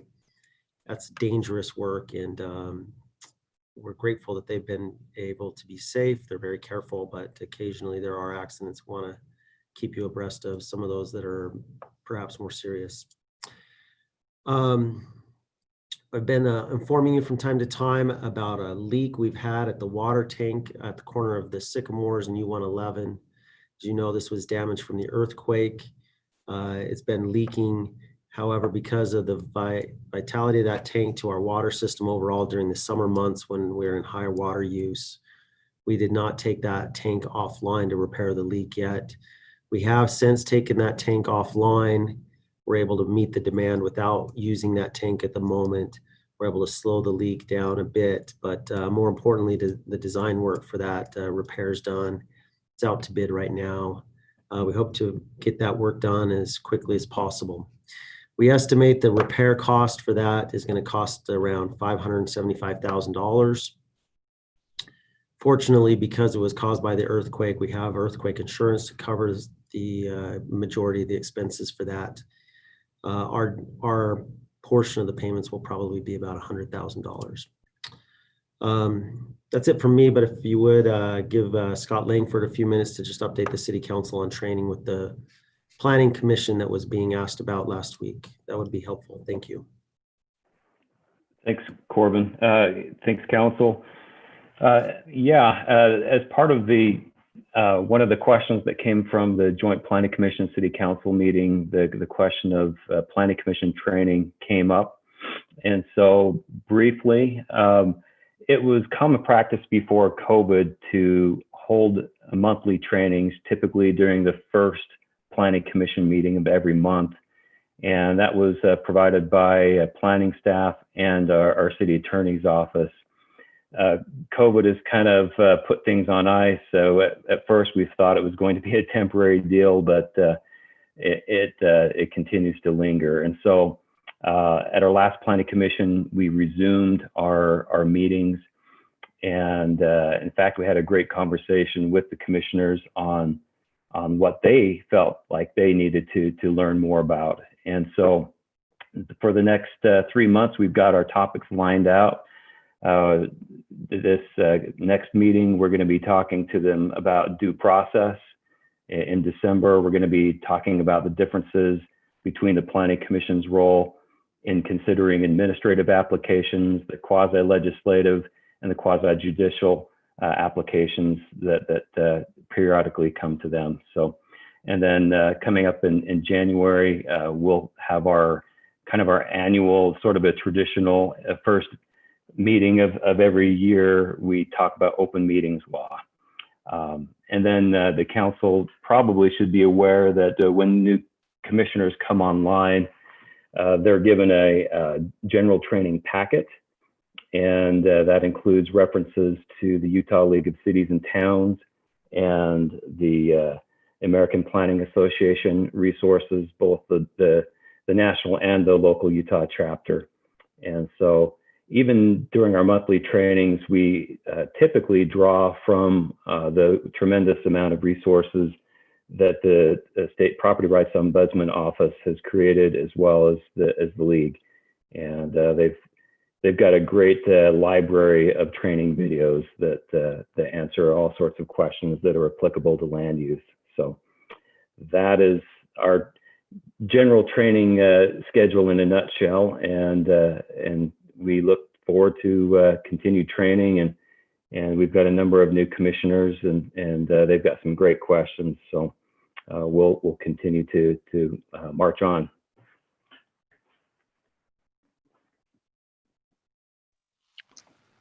All right. Mr. Lee, anything else? That's it for CIO report. Thank you. All right. There may be a few more questions for you or possibly Scott. This goes to our unfinished business. So we've highlighted the items that don't have a date next to them, the ones that have a date, such as Jordan Fields. I mean, that was scheduled for today. Active Transportation Master Plan scheduled for November 18th. So we'll skip over those. But could one of you provide a quick update where we're at with the PC form-based zone text amendments? I'd be happy to. Staff and the Daybreak group continue to work on the language. We're actually quite close. I don't want to promise any specific dates, but we're moving forward, and that should hit the Planning Commission agenda in the very near future. If not the 17th of November, then the following. Beautiful. And that kind of dovetails. I'll skip ahead to this last item, Woods Ranch update. We know you've been working quite a bit with them. Any updates since our last meeting?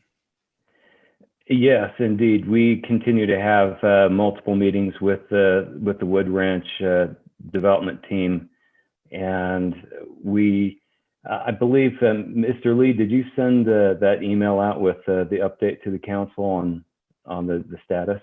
Correct.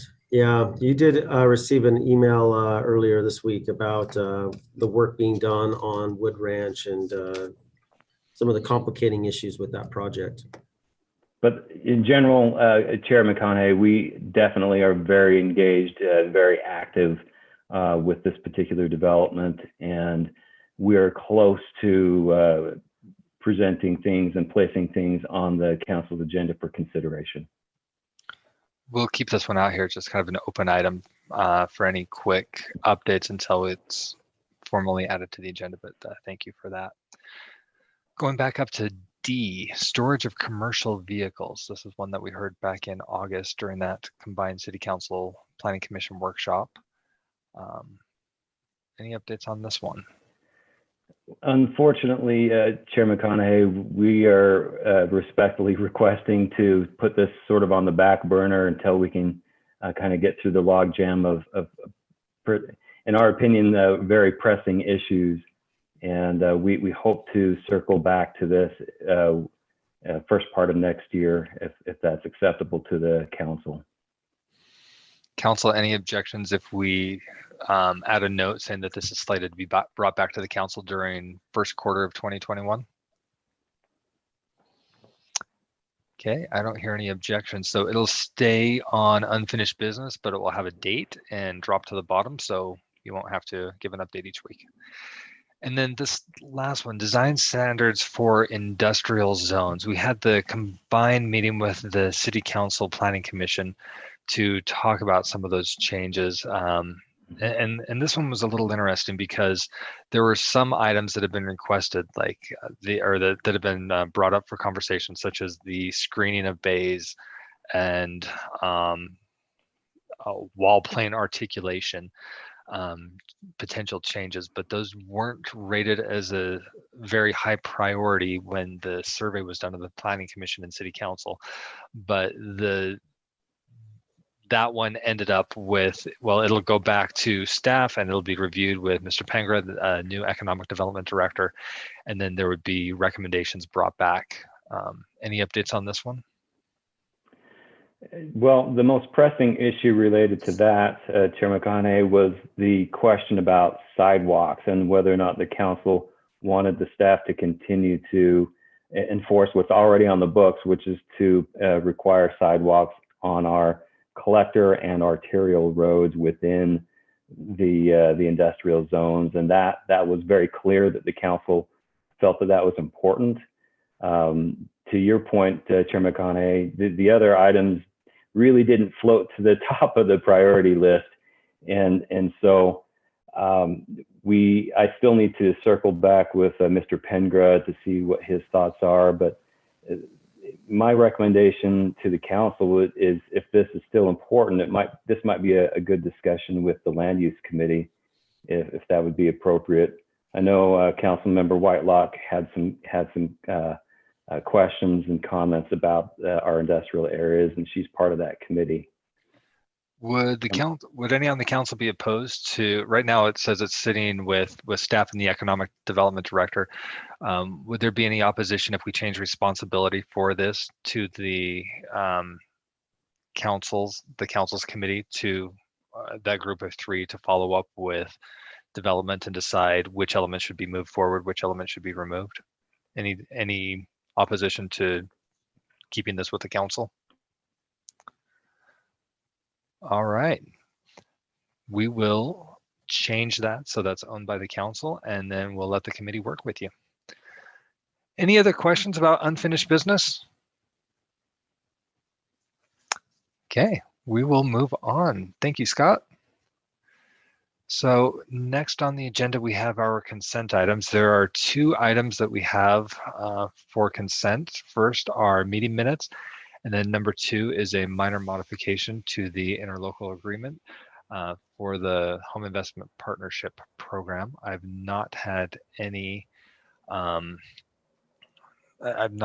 comments from any of the council, so I would be looking to the council for a motion.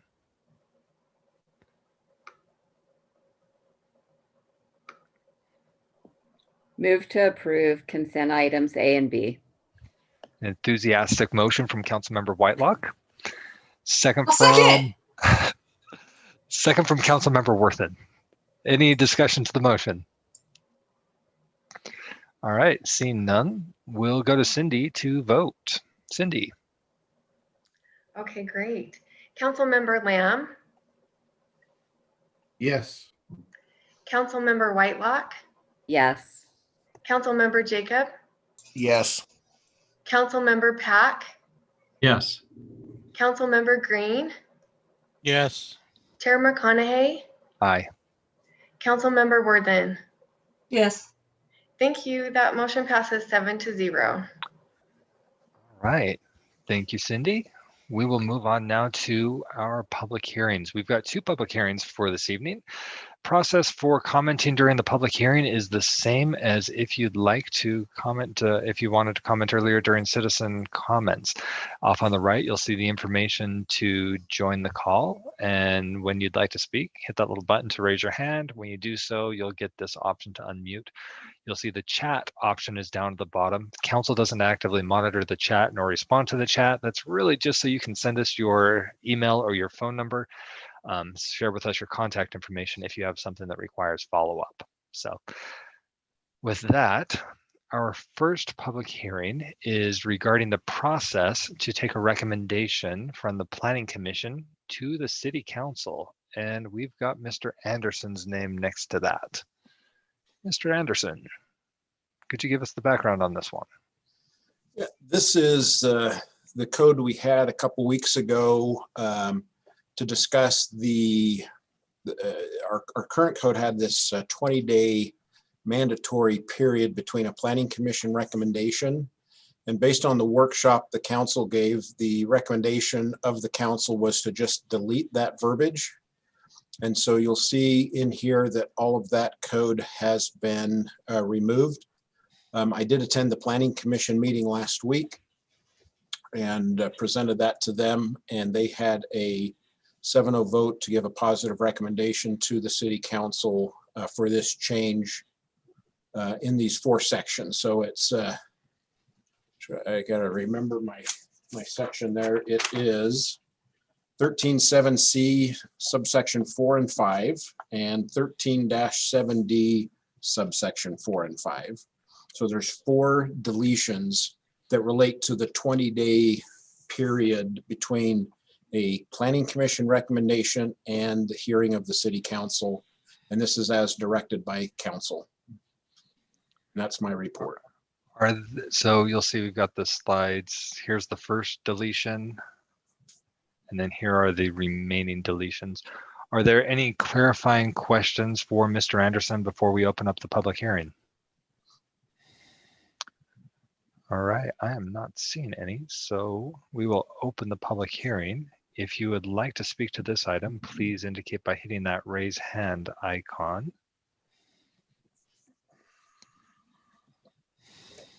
And I don't see anybody who is called in by phone only. Everybody else who is online is being rather silent. So I'll assume that there's nobody here who would like to speak to this public hearing. So we'll close the public hearing now. And I turn it over to the council for deliberation or potentially a motion.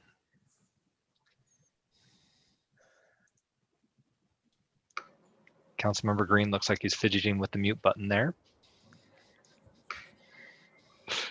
I'll move that we approve ordinance number 20-40, amending the code entitled 13.7C and titled 13.7D as presented. Second. All right, we have a motion by Councilmember Green, a second by Councilmember Lamb. Is there any discussion to the motion? All right, my only comment would be I very much support this because it potentially helps us speed up the process and removes unnecessary wait time that's been built in. So hopefully we can help do things a little more expeditiously. So seeing no other comments, Cindy, can you help us vote? You bet. Councilmember Green, Sure, after I put myself on mute. Yes. thank you. Councilmember Jacob, Yes. Councilmember Lamb, Yes.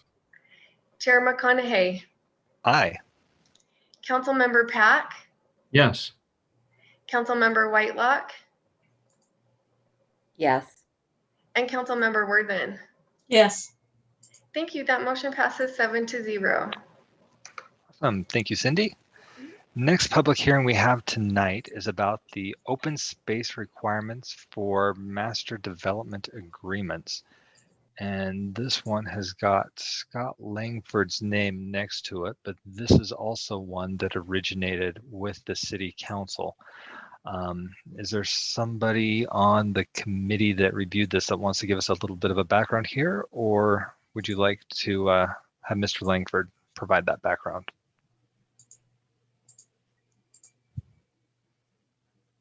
I'd be okay letting Scott handle this. All right, Scott, can you give us a little bit of a background on this one then? Absolutely. Yeah, thank you. So as you indicated, Chair McConaughey, this code amendment was initiated by the City Council.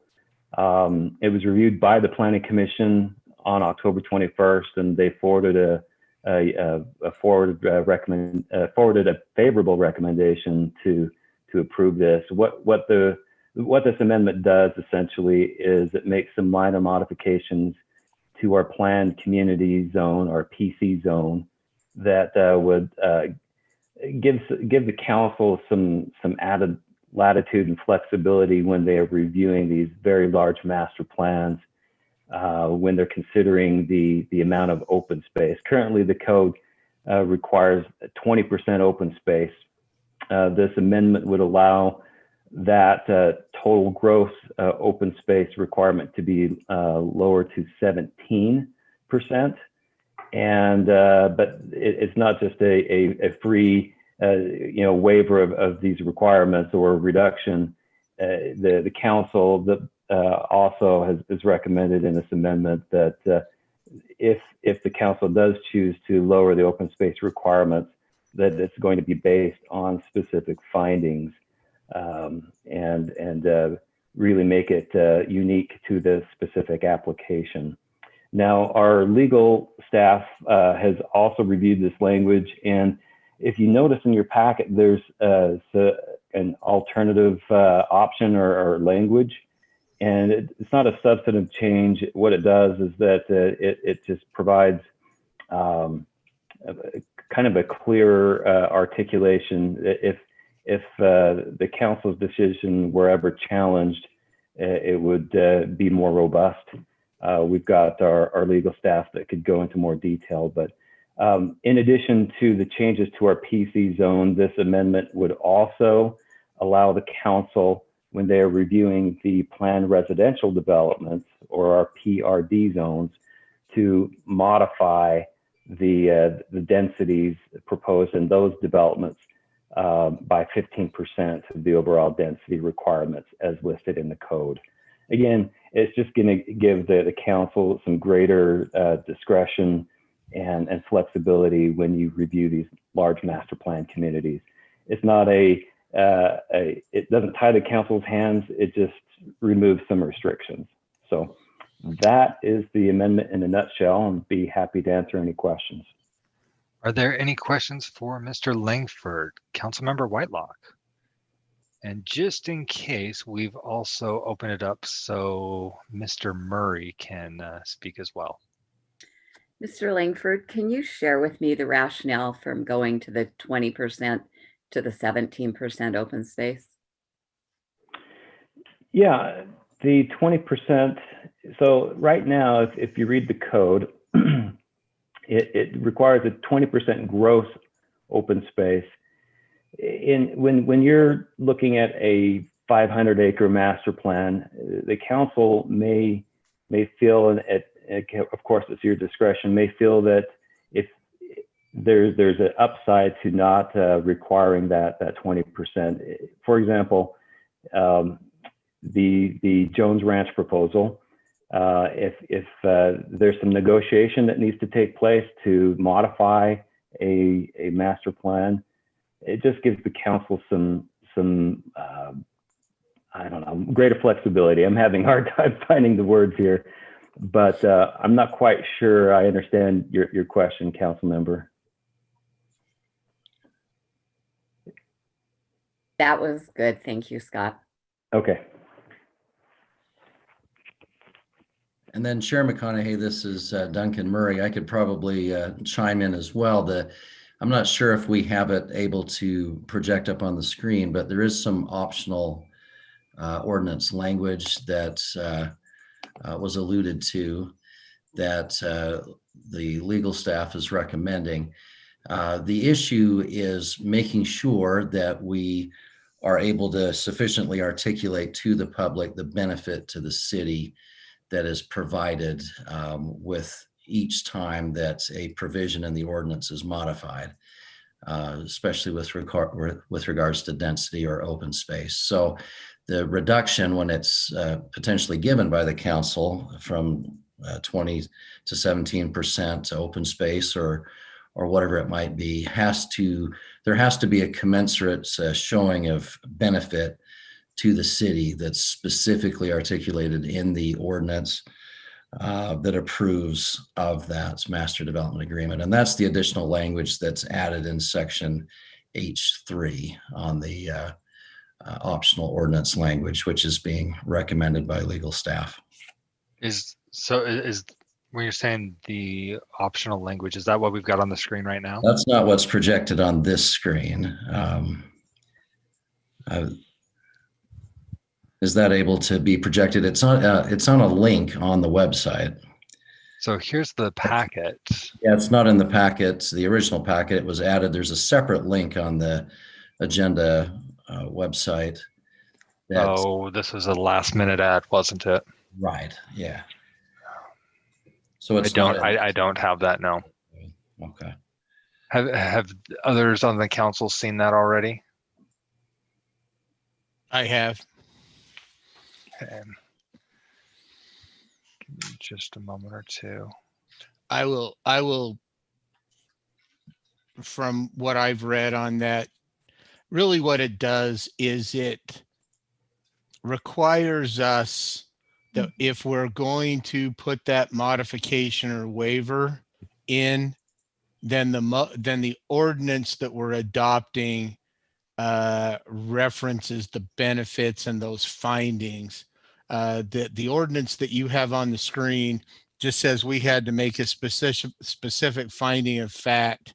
The legal staff went back through and realized that the better defensible position is not just to make that finding of fact, but to put it in the ordinance that passes that waiver.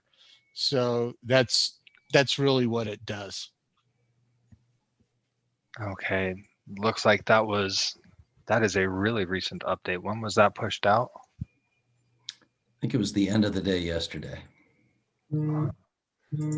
And say, yeah, here's the version I had up from earlier this morning, and it wasn't showing up here. Maybe it was this morning then. Okay, so obviously I've not seen the update.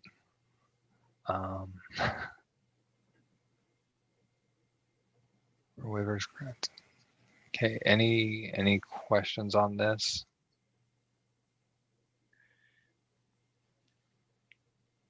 And I think the mayor had some additional concerns regarding subsections H2 and H4. Yeah, and I've got a separate slide with his items. But are there any questions about this alternate language? All right, so let me move on to, I'm careful with this one because this was a little bit tricky. I wasn't sure if this should come as part of the conversation when we open it up to opinion and discussion, or if this should be part of the background. But since the mayor also had some suggestions for language, I thought it would be appropriate to share his thoughts on that. And then we can open up the public hearing, and then we can, after the public hearing, debate which of the three versions we'd like to go with. Mayor, would you like to quickly speak to your recommendations? Yes, you can see it on the screen there. If you look at number 2, that part that's drawn out from the required 20% open space requirement, my suggestion is to take that part off, because if that were to change elsewhere in the code, trying to remember that it's over here as well might be difficult to remember. And since it does reside elsewhere in the code, I don't see it needed to be here. Then you have to figure out how to put it in both places. So that would be my suggestion on that. And then number 4, the trouble I have with number 4 is even though we write this down and say it, there's really no way to enforce it. It says any waiver modification is non-presidential, procedural. Anyway, if you've done it before, you can't do it again, is basically what that's saying. You did it for this contractor or developer, you can't do it for this one over here. I'm saying if we did A, because of A and B, we're going to give you C. And someone else comes out a couple of years later and said, well, you did this A and B for this person. You got to do, I want to see about doing C here. It seems difficult to say, no, we did it for them, and we're not going to do it for you because you don't meet the same requirements, or you do meet the same requirements. We're still not going to. I think that's just asking for a problem on that line. You could leave it in there, and if we do, I think they'll still challenge it and just make confrontation. So those are my suggestions. But either way, I think those changes are good. So even if you don't do those changes, I think what this comes out would be better than to accomplish what we're trying to accomplish than we would otherwise. So thank you for that. All right, thank you, Mayor. Any questions? We're just looking for questions. We'll dive into discussion and opinion after, but are there any questions about any of the options that have been presented so far? Seeing none, we will move on then and open the public hearing. So if anybody would like to speak about this modification to requirements for planned community or PRD zones in the open space, now is the time to do so. Please hit that little raise hand icon at the bottom of the screen if you'd like to speak to these. And we'll give just a few more seconds. I'm not seeing anybody who wishes to speak, so I will close the public hearing and we'll return to the council for deliberation. What are your thoughts? Where would you like to go? Councilmember Green. I'll start. We have to have this ordinance or you can't pass Jones Ranch. Plain and simple, because Jones Ranch doesn't have 20% open space that the ordinance requires. And that's coming up on the agenda. If we don't pass this, you can't approve Jones Ranch. The ordinance was written specifically to allow to go down. And if you do the numbers, it allows us to modify the open space requirement by 15%. If you do the numbers, the 17% is 85% of the 20. So it's a reduction. It allows us to modify 15%. And the trade-off for a project like Jones Ranch will be the fact that we got 35 acres of commercial. And so that would be, that is the articulable benefit to the city. Otherwise, we would have had the full 20% of the open space, but you would have got about 12 to 15 acres of commercial. I think this council was very clear on the fact that we wanted more commercial. And so we've got to make a trade-off someplace, and we've got to do that in the ordinance to allow us to do it. So that's what this ordinance does. I like the I don't mind the alternative language. It does solidify the fact where those specific benefits that we realize are placed in the ordinance.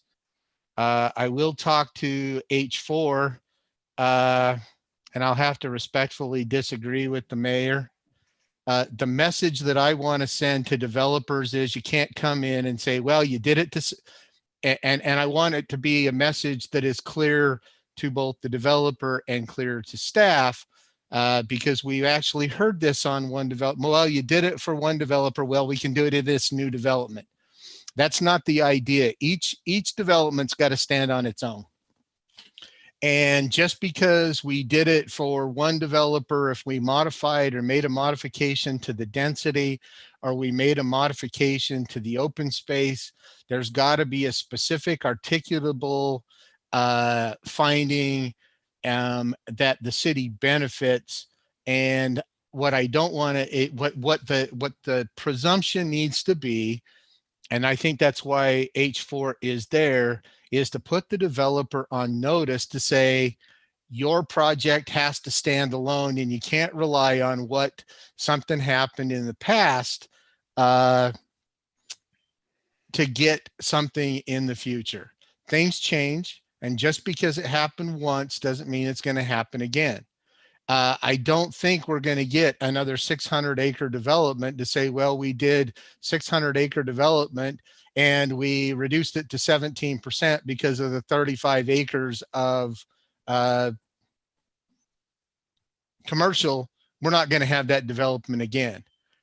So I just want to make sure that the developer is put on notice that we say, you can't rely on anything that happened in the past for a future development.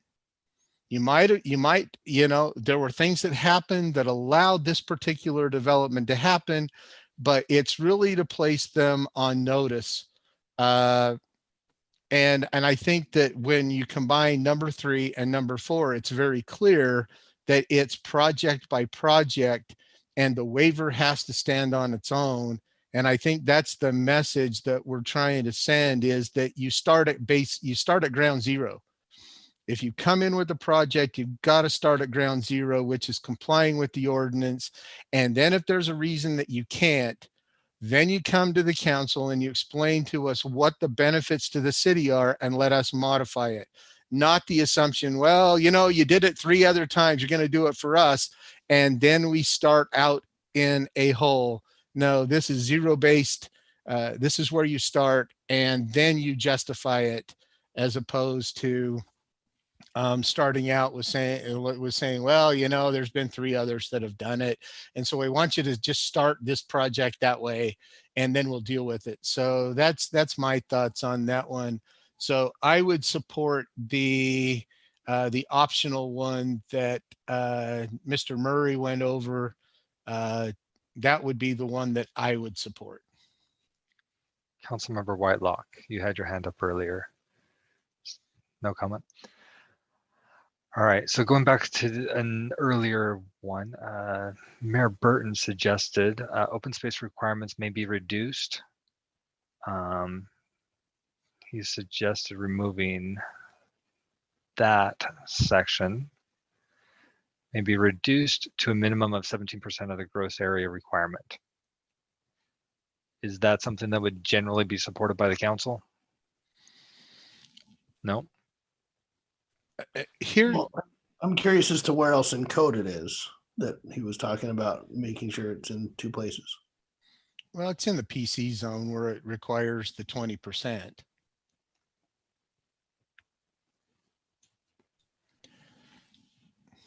My thought on that one is that what we're saying is that it could be reduced from 20% to 17%. So there's that 15% leeway. I would actually want another council, if they change the 20%, to go in and modify this ordinance. Because if a future council said, no, we want 25% gross space, I don't think I'd want the deviation to say go from 25 to 17. If another council decided that they wanted to go to 18% open space, then I think I'd want the council to revisit this policy too. So, I mean, I agree with the mayor that this is redundant, but I think in this particular case, as I thought about it this afternoon after the mayor sent the email out, I would rather if it gets forgotten, then okay, then the council has to deal with it at that point in time. But if the council makes a conscious decision to change the open space requirement, I think we need to change I would want the council to revisit this number too. And so, okay, that would be my thought, but I don't know if where that would go if we struck that 20% language out. Councilmember Whitelock. So I guess my question is, does it have to call out open space specifically? Because we're basically in this giving the council the authority to make adjustments based on a case per case. Do we have to have that specific in there? Well, we are waiving the open space requirement.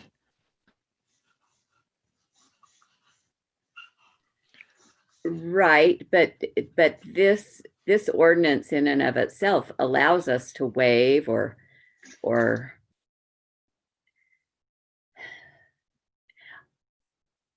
it allows us to waive what we want to get a better product.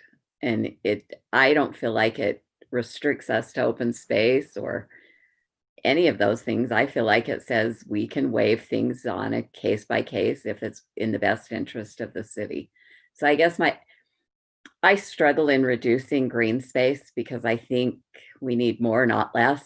So when we write that down, I just don't want developers to try to think of ways to come in and say, look, I'll give you this instead of green space, because once green space is gone, it's gone. Well, I will just have to tell you, we had this discussion a couple of 3 months ago, and it was this council, and I'm going to be blunt, it was this council that wanted the commercial space. And so if we want to give up, and I was very adamant that I was not going to be willing to give up open space. There was nobody else on the council that would not be willing to give up open space everybody else on the council wanted to trade the open space for that extra 20 acres of commercial. So we've got a couple of options. If we don't want to waive the open space requirement, which this specifically does, only addresses the open space requirement, it doesn't waive any other requirement for the PC zone. If we don't pass this, then we can just move on and vote this down, and then vote down Jones Ranch and the next agenda item, because Jones Ranch doesn't comply with the ordinance with the 20% open space. So, I mean, we can do, if we're not comfortable in reducing open space, that's great. And I was adamant about not doing that, but the rest of this council wanted to proceed with Jones Ranch with more commercial space, and we couldn't get 20% open space. We're, by the way, if you include the 30% slopes that are in Barney's Creek, we're close to the 20% open space. I think we're actually about 19.4, but that land is excluded from the open space computation as well. And so either way, we wanted to make a finding, we could have, but if we enforce the 20% open space, the development wouldn't fly. And from what I understand, that's not what the council wanted. So this is where we propose some changes to modify that, but I could be wrong. Okay, I'll quickly throw Thank out my item, and then we'll go to Councilmember Pack. I would like to see this part changed right here. The ordinance or motion approving shall specifically include this, or this. I would hate to see an ordinance that doesn't include it and just have whatever verbal motion is made from the dais carry those requirements, because I think longer term, if there's any issue that we have to go back to for reference, it should be in the documentation that's approving the agreement, not just in a motion. So I would like to see the word ordinance or motion, maybe resolution, but I don't believe we can approve MDAs by resolution. They're required by ordinance, right? So, Chairman McConaughey, that should read resolution. okay. Yeah, they can't be approved by verbal motion. It needs to be a resolution or an Okay, ordinance. I feel better. I didn't like that. Councilmember Pack. Oh, thank you, Chairman. You know, I think it's been well said by Councilmember Green and Councilmember Whitelock on both ends. It's that conundrum of wanting the open space, but wanting the commercial. Which one do you want? Yes, please. Let's take both. And then always, of course, developers mention how, well, this just doesn't pencil out. We can't do this and that. Well, it's a whole idea of massaging it together. So I think if I'm understanding this correctly, of course, we want the open space, and of course, we want the commercial, so that we have a nice mix of residential, commercial. It's that conundrum of trying to figure out where the sweet spot is to be able to do this. This is somewhat of an anomaly to have this big of a project. Well, right now, you know, we're dealing with a few of these projects that are this big, so maybe it is becoming the norm. So this, basically, I was just saying that I think we can agree with two different ideas and not be against them, of wanting open space, wanting the commercial. And it seems like this is where we're trying to find the sweet spot of, okay, how much reduction in that open space is needed so that we can still get the commercial, still get the residential, still get the development the way that we want it. And of course, there's going to be more factors in that, as later on in this meeting, we're talking about Jones Ranch. But to me, it seems to hit kind of the sweet spot here of trying to find the happy medium of the intersection of all that. Thank you. Any other comments, thoughts, motions?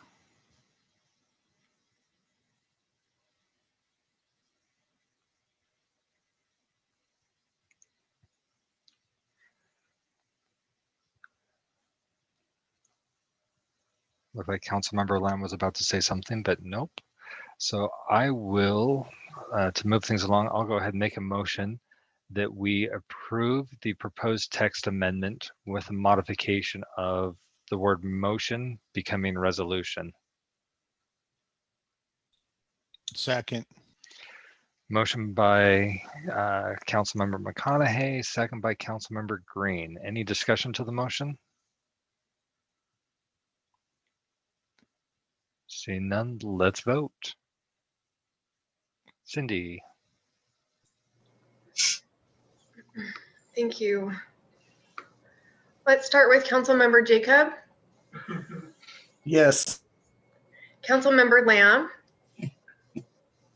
Yes. Chair McConaughey, aye. Councilmember Pack, Yes. Councilmember Whitelock,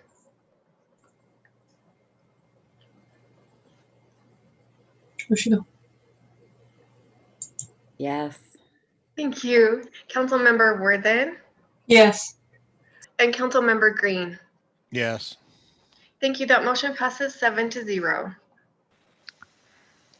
All right. And just to make very, very clear for the record, the text amendment that we were primarily discussing was that final one, and that was the one that was intended by the motion. The alternate language that was presented today. All right, so next up we have business item 7A, City Council policies and procedures for public hearings. Mr. Anderson, your name's on this one, or if you'd like, I'd be happy to speak to this one as well.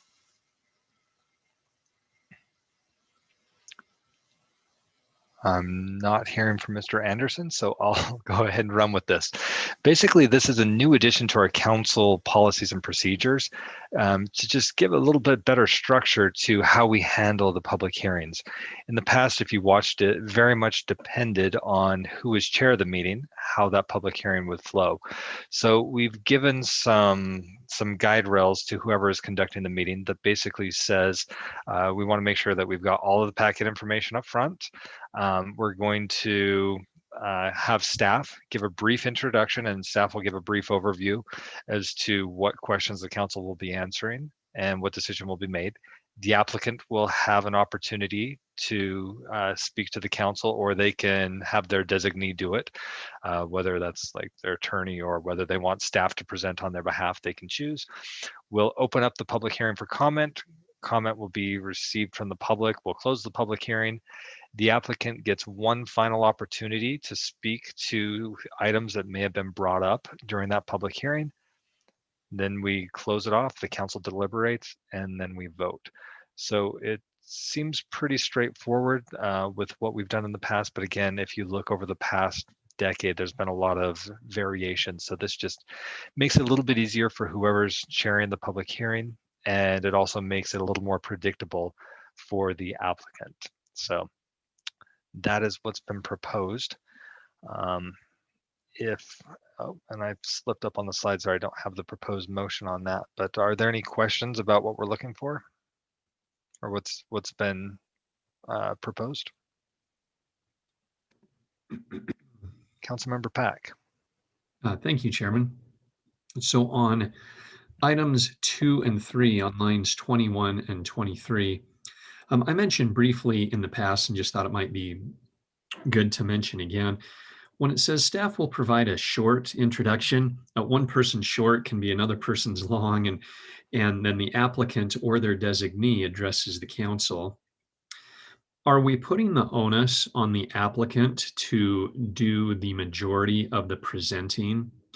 For instance, when I was serving on Planning Commission, for the first couple of years, we had staff make the presentation first, and then 90% of the time, the applicant would say, well, I think the staff did a pretty good job. I don't really have anything to add. And then we changed that to where the applicant presented most of the information. So really, they presented prior to staff so that the onus was on them to state their case. So I'm not necessarily saying that we need to invert numbers 2 and 3. I'm just wondering when it says staff will provide a short introduction. Is it really just the introduction of it and then the applicant presents most of it? You know, it says highlighting pertinent information. I just don't know if that means that it's highlighting the pertinent information that the staff presented or that they are bearing the brunt of the presentation information. Could you please clarify how you see that going? Yeah, so the big thing with having staff start off, you'll recall that we had a public hearing a couple weeks ago where it was primarily the applicant who was presenting, but it had been circulated with the council that there were certain issues that needed to be addressed, specifically regarding, I can't remember exactly what it was, but it was something regarding the impact fee in the agreement that needed to be addressed. Well, the applicant got up to present and they're going to go through their items, but the applicant may not be aware of what other elements there are on the council side. Staff, particularly legal, may be able to say, these are certain items that you need to be aware of. These are where you have leniency to make a decision, and these are areas that you need to steer away from. So I don't want to potentially shortchange the council from getting that advice and direction from the professionals that work throughout the city, because this could be far more than land use. This could also be, well, this could really be any public hearing that comes to us. But I think it'd be beneficial for the council to start by hearing from staff what those questions are and getting a little bit of a frame, rather than putting the entire onus on the applicant to frame things, because they may miss things or not be aware of certain elements. So that was the thought process there. And then as far as timing, it's left intentionally vague, so the chair and vice chair can work with the applicant on it. It may be something like a refunding of just theoretically say we're going to have a public hearing for refunding a water bond. It could be pretty quick and staff could just run through that, or it could be something that is hundreds of acres of development with multiple complicated aspects. And in that respect, short may be summarize over the next 30 minutes what's been done over the last 12 months to prepare for this public hearing. So it's very relative and intended to be fluid. Councilmember Whitelock is chair of the rules committee. And do you have anything that you would add to that? Okay. Sorry to put you on the spot like that, but. No, I don't have anything to add. All right. Any other questions, comments, motions? It's resolution 20-69 if anybody is interested in making a motion. I'll move to approve resolution 20-69, amending the city council policies and procedures. Motion by Councilmember Whitelock and second by? I'll second. By Councilmember Green. Any discussion to the motion? All right, seeing none, we'll turn to Cindy for a vote. Okay, great. Councilmember Lamb, Yes. Chair McConaughey, Aye. Councilmember Pack, Yes. Councilmember Whitelock, Yes. Councilmember Worthen, Yes. Councilmember Green, Yes. and Councilmember Jacob. Yes. Thank you. That motion passes 7-0. All right, well, we will move on now to item 7B, which is so much of our meeting tonight's focused on the west side of the city. Let's keep it up and talk about U111 at about 7600 South. And maybe to make this a little quicker, I should invite Mr. Clegg to speak. Let me turn that on for you, Brian. Are we good? We're good. Hey, thanks, Council Chair. Thanks, Council. We bring this to you tonight for discussion on the UDOT U111 widening project. As they're finishing up their plans, they're offering betterments with this bridge removal on 7600 South U111. With the bridge removal, there's going to be walls on the side of the road which require to help with erosion. They offer a standard finish, which is the wood float finish. That's the standard finish. There's no additional cost. There's no betterment with that. I want to be upfront. If we do move forward with one of these betterments, this will come out of C Road funding, which will delay some this current year's safe sidewalk projects. Council Chair, do you want to go to the next, show them the different betterments here? So this is the stained architectural finish. You can kind of see the finish on the wall, and keep in mind, this is $107,860 for one side. We have two sides to do, so it's going to be double that. So that's one finish. This is the faux rock finish that they offer for the walls. And then can you go to the next one? And this is the most expensive, which would be $647,000 to do this one, this betterment. So going forward, we got to have a decision into them quickly as they're finishing the plans, but we wanted to bring this forward and go over, the situation. If we do approve a betterment on this wall section, it will come out of the C Road funding and delay some safe sidewalk projects that are scheduled that Mr. Murphy's working on now. With that, I'll leave it up to you guys to discuss, unless you have any further questions. We're going to start off the question and answer round with Councilmember Pack. We figured we'd wait until he had just barely grabbed a quick snack before we'd call on him. Thank you very much. No, actually, you can lower the hand. I was just going to inquire if it was double the price because of the other side, and Mr. Clegg already clarified that. So thank you very much. All right, we haven't heard from Councilmember Worthen for a bit, so she's up next.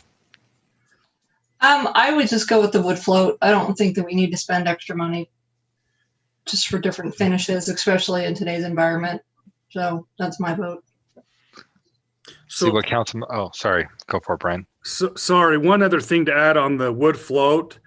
You see the joints there. It's going to be a smooth finish. It won't have the joint look to it. It'll just be a smooth finish too. So as it states there, I just wanted to make sure you guys recognize that, which is fine. Councilmember Jacob. Thank you. Just a quick question. So they are removing the old bridge, right? And taking it out completely. So we're not looking at making it prettier. We're looking at what's going to be there instead. Yes, there will be a wall. There'll be walls on each side. Kind of just basically a retaining wall that the road will go between, right? Exactly, because the slopes are going to change as they widen the road out. The slopes will change, so you'll have to retain those hillsides. Gotcha. And So do a nail wall finish. Two walls, no bridge. Correct. Okay, I just want to make sure I was clear on what we're proposing. Being that this is my district and my neighborhood, and I used to drive this way every day, and I haven't in a while, but I'm okay not spending a lot of money here. I don't think that this is a good place to put money that is already tight. I mean, our C Road funds are, if we had a surplus there that we didn't know what to do with, I'd be all for this, but knowing that we have projects after projects after projects and dogs, they never bark unless I'm in city council meeting. Knowing that we have projects and projects stacked up behind this that are, in my opinion, a higher priority than making this look pretty, I'm fine with the no additional cost option. Councilmember Whitelock.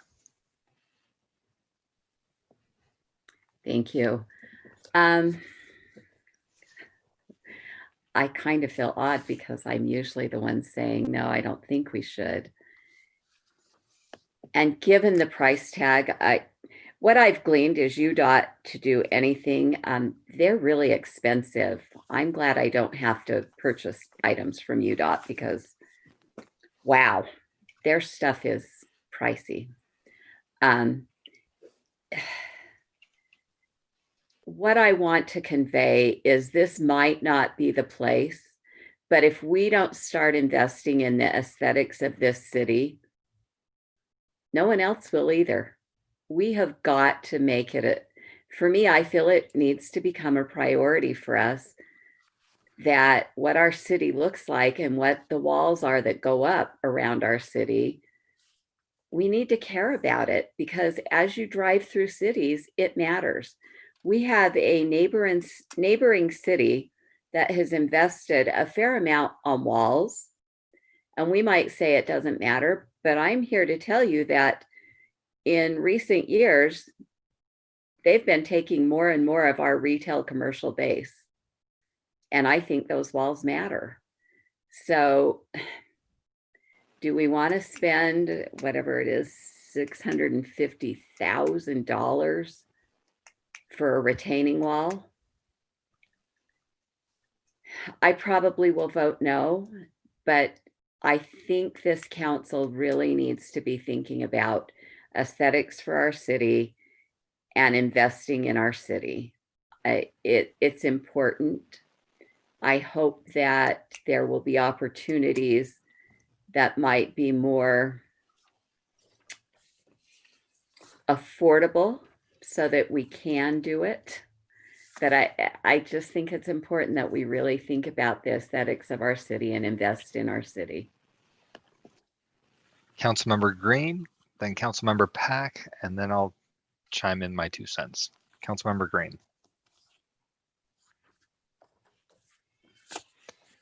Oh, I got to take myself off mute.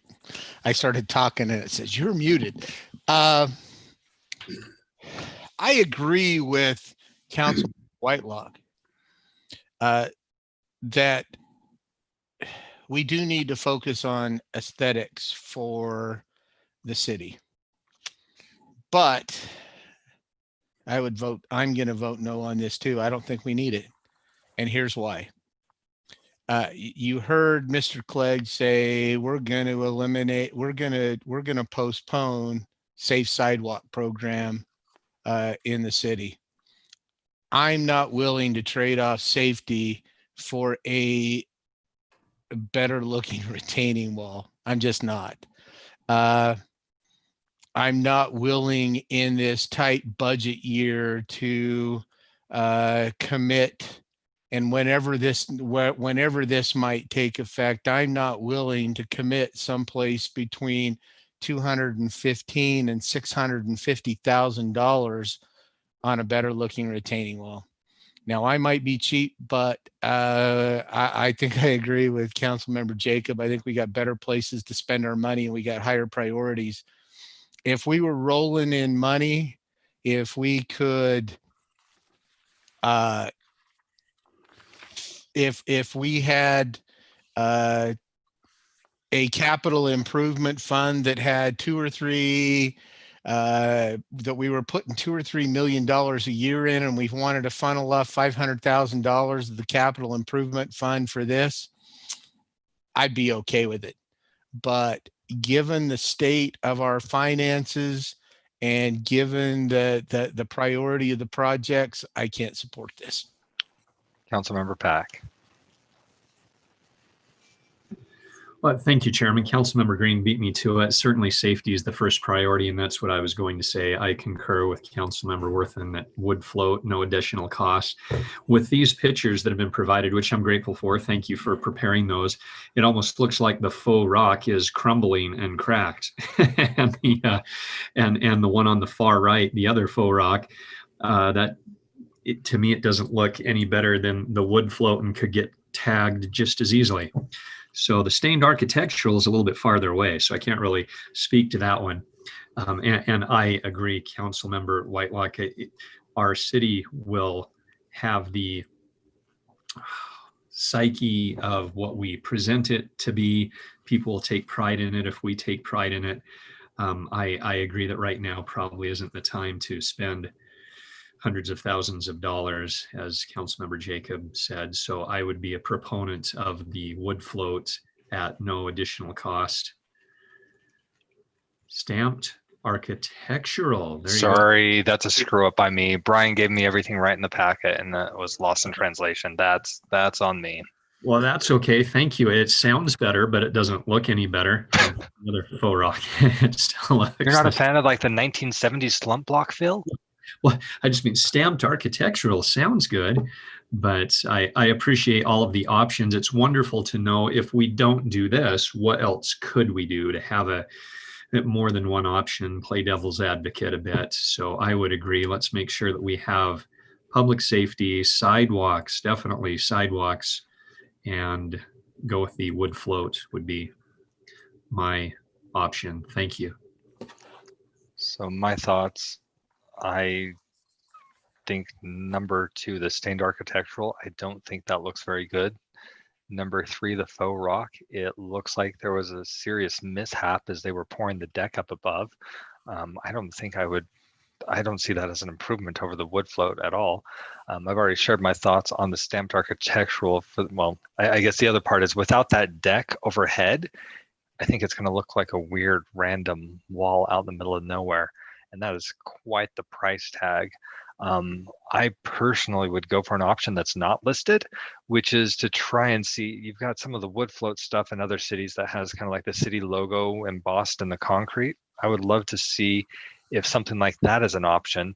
But even if not, I think there are things we could do after the fact. Like if you look at the overpasses on Bangerter, where we've added the city logo, and I think there's probably things we could do with, should other funds become available that aren't C-Road funds, that could help improve things. But honestly, of those that are there, I think I like the wood float the best.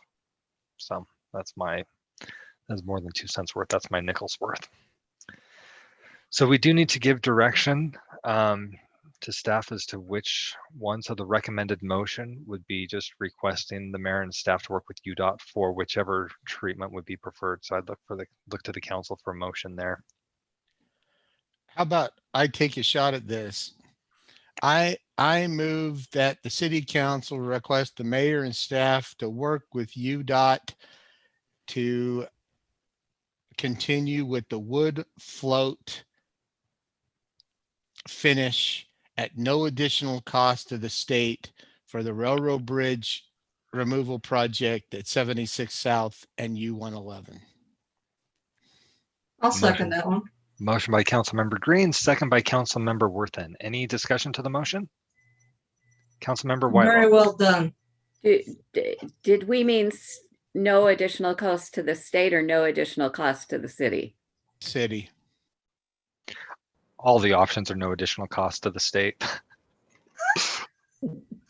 It was just for state, and so. Yeah. Good with that clarification. If we change the verbiage of the motion to say reference city rather than state. Second, still good. I'm Yep. seeing nodding of heads. Any other discussion? All right. I think the only thing that I would add to this is when you do reach out with UDOT, please tell them thank you for giving us a heads up and an opportunity to chime in advance. I know many times we feel like we're not consulted till after the fact when it's a little bit late, especially when it comes to things like, well, not just walls, but like sound walls in particular. I appreciate that they're reaching out to us to at least start the conversation. And I would hope that as they see our option to go with the wood float, they don't take it as our disinterest in working with them, but rather please share with them our appreciation for reaching out. And we hope that this continues. Great. Thank you. Thank you, Mayor. Thanks, Brian. Cindy, actually for this one, we can just do all in favor. All in favor? Aye. Aye. Any Aye. opposed? All right, it seems to carry unanimously. So let's move on to the MDA and the MDP for Jones Ranch. I would just like the record to reflect that we had a whole business item about walls and I did not do any impersonations. I was actually going to reach out to the fire chief to see if we could have someone check on you because that seems rather out of character. Want to make sure you're okay. All right, MDA and MDP for Jones Ranch. Mr. Langford. Thank you, Mr. Chair. So this is the master development agreement and master development plan for the Jones Ranch project. You can see the description there on the screen. It's a large master plan community that the City Council and staff and Ivory Development have been working on for a number of months, if not longer. And the applicant is available for questions if you have any. they've done a good job, in staff's opinion, in addressing the council's concerns about amending the amount of commercial acreage proposed, preserving an area for perhaps a future fire station. They are providing a healthy amount of open space, and not just regular open space with native vegetation, but they're going above and beyond the minimum code requirements for groomed open space. And so all in all, we're pleased that the progress this has made, and we do recommend that the council discuss this, and staff's recommendation is that we do approve it. And then, like I said, the developer is here if you have any questions. Mr. Murray is here. He's worked very diligently on the agreement. And Mr. Gardner is also here. He's been working on the planning portion of this proposal. So we'd be happy to field any questions that the council may have. We'll start with Councilmember Whitelock. Thank you. I would like to ask the applicant if they would please give a verbal assurance that if, when they are working in the ground, they find collapsible soils, that they will use proper engineering and construction techniques to prevent foundation and home damage for my future neighbors. Mr. Gambroulis, Mr. Prince, you should be able to speak. Evening, Council. This is Brian Prince with Ivory Development. Councilmember Whitelock, yes, the answer is yes, we will. Jones Ranch will be subject to the city's land development code and standards, and plan to follow those, which include the compliance with a third-party geotechnical report that will be followed by inspections in the field to ensure that the construction of roads and the homes comply with not only the ordinance of the city, but the findings of that third-party report. So yes, we will. Thank you. Go to Councilmember Pack, followed by Councilmember Green. Thank you. I know historically we've been concerned, not saying that Jones Ranch development wouldn't want to do things the right way, but just when you're moving that much earth, that we've had discussion on having a contingency fund to set up, whether it is insurance, whether it's a lump sum, bond, reserve, whatever the case may be, so that if and or when some disturbance does happen, that might not have been otherwise predicted by current geological study, that there would be recourse for homeowners. I just fear that no matter how well you try to move that much earth, that there can be some foundational problems with shifting. Again, I'm not a geologist. I'm certainly not an engineer, but I can see that that could be a potential problem, and I still don't see that fleshed out fully to safeguard all parties. Councilmember Pack, this is Chris Gambroulis speaking. Thank you. We really actually don't have that much dirt to move. We're going to be staying at grade. There is a soft slope from the east up to the west. It becomes more pronounced west of U-111, but we're not proposing any cuts or fills that would be dramatic. But as Brian Prince indicated earlier, we will follow the third-party geotechnical evaluations. We have already done some geotechnical evaluations and have over 100 test pits. And we feel really comfortable with the soils conditions. Okay, thank you. Yes, I know that some of the other proposed developments within the city have more earth that's going to be moved. I just didn't know if we wanted to localize it to that, depending on largesse of the development or if we wanted to make it more dependent upon how much earth was being moved. So thank you. Just wanted to bring the issue up. I appreciate that. Thank you very much. Councilmember Pack, we'll be bringing in the village plans or the sub-area master plans and the engineering with each village and with each phase. And that will have the engineering attached to them. Thank you. Councilmember Green. So I'm surprised Councilmember Whitelock didn't mention this. So I will.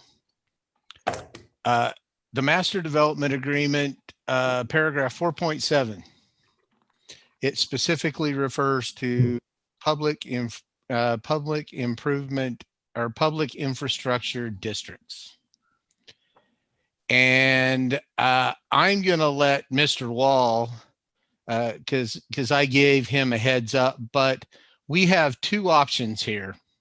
And I think I can let Rob help explain these better. But if we have this PID paragraph in here, the way I read it, we are committing future city councils under the current PID policy document that if Ivory wants a PID, even if a future council wants rescinds the PID policy document that we have, we would be obligated to consider a PID at that point. It's the paragraph just above, Chris, where you're at right there, 4.7. And so we have two options. We can either, if we're comfortable with this PID language in there, then we need to add and I'll let Rob talk about that, but I think we need to add the PID to this document, the public infrastructure document to the master development agreement, which means that the master development agreement's got to be re-signed because we're adding documents to it. Or we strike out 4.7 because we don't want to bind a future council to our current public infrastructure district and have the master development agreement re-signed. Now I'm going to ask Mr. Wall, did I adequately, and you want to add any more to that? Did I adequately cover that?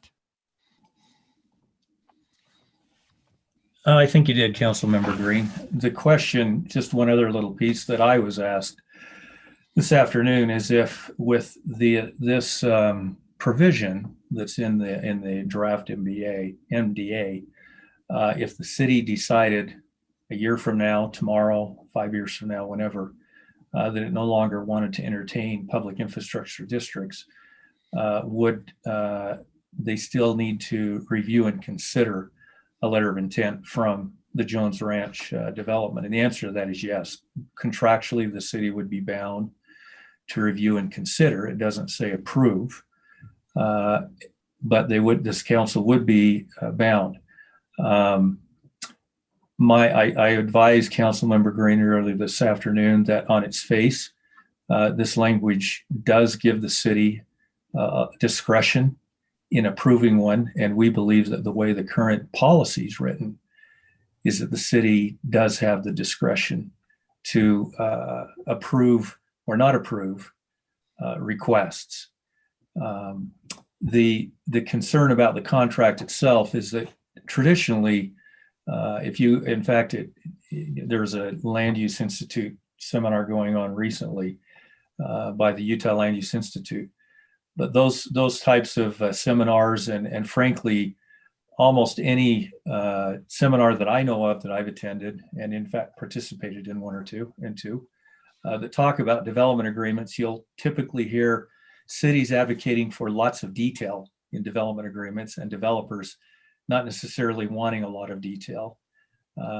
Whether it's good or bad to have a lot of detail or not, it's good practice.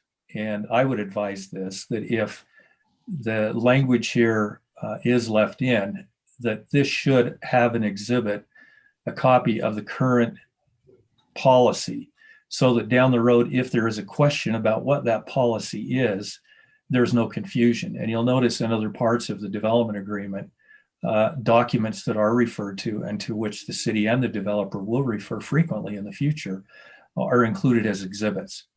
If you do include an exhibit, my advice is that you ask the developer to get to either initial the new language that requires the exhibit and have all the property owners do so, so that it is properly memorialized before you approve it as a council. I'm not saying it has to delay it a long time, but my advice is that if it is going to stay there, we should include the policy, and we ought to include it as an exhibit. And that needs to be, I would suggest that should not be added without the consent, not only of the applicant, but also the property owners. Councilmember Whitelock. Thank you. First, I want to let the applicants know, especially Brian and Chris, I appreciate all the time that they've spent with us and the collaboration that we've had to come to a point where this can be a great place for people in our city to live and to enjoy, and for even residents that don't live there to be able to use some of the trail system. And I appreciate that they've listened and they've worked with us. I was really surprised when I was reading through this and found 4.7. It troubles me, and I really want to vote for this development, but I can't with that in there because of the fact that it does kind of bind a future council. And right now, quite frankly, I don't think Drones Ranch would fit with our current PID. So it wouldn't even be able to be used if they applied today. And I just don't think that it's needed in here. And if it's not in here, that doesn't mean in the future that they can't apply. They still can. It just means we're not binding a future council. So for me to vote yes, I need 4.7 to be removed. And either way, it sounds like they would have to go back and get the property owners to sign something, whether it's just remove it or add to it according to council. So for me, I need it removed. And I again appreciate the work that's gone in and the collaboration and where we're at. If we can just resolve this issue, I can feel good about my vote. Councilmember Worthen. I'm sitting in the same chair really as Councilmember Whitelock. If I think we just need to take it out again, binding a future council or us to something.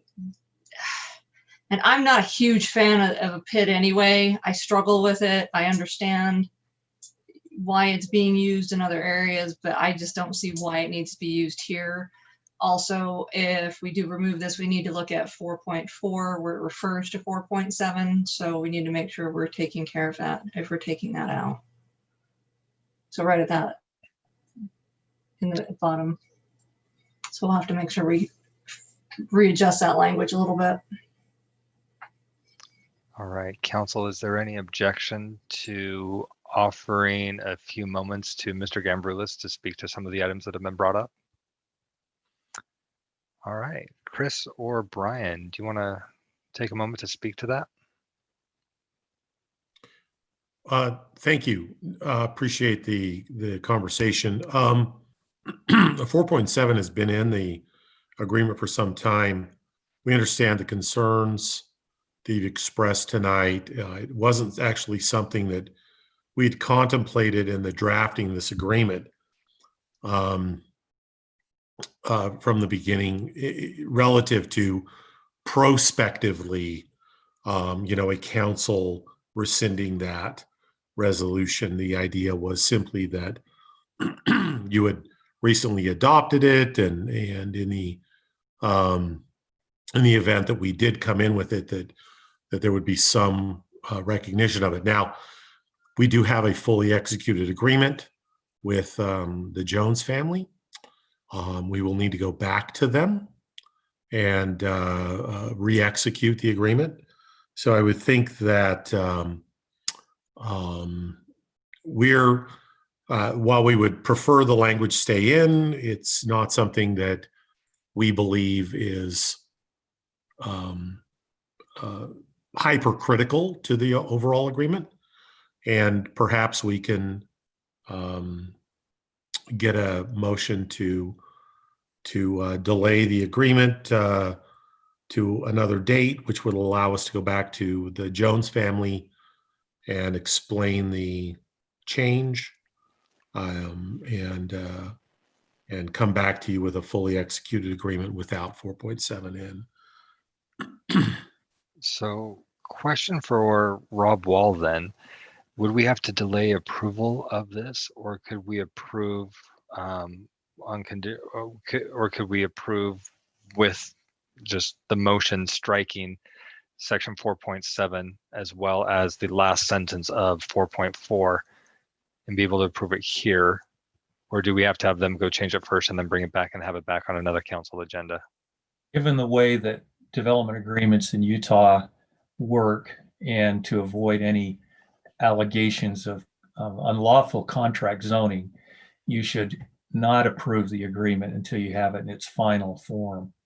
I would suggest, though, that if you are going to strike it, in deference to the applicant, that if there is anything else that you're uncomfortable with, let's have that discussion tonight, so that we're not doing this again in another week or two. Yeah, that was going to be my yeah. next question, because our next meeting is coming up on November 4th.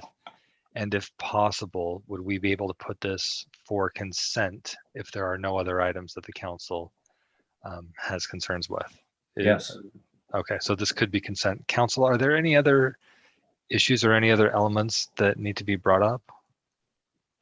Any concern with placing this for consent, assuming 4.7 is struck and that last line of 4.4? Now, one other thing, the implication of that is then you have the next item, which is approve the zone change.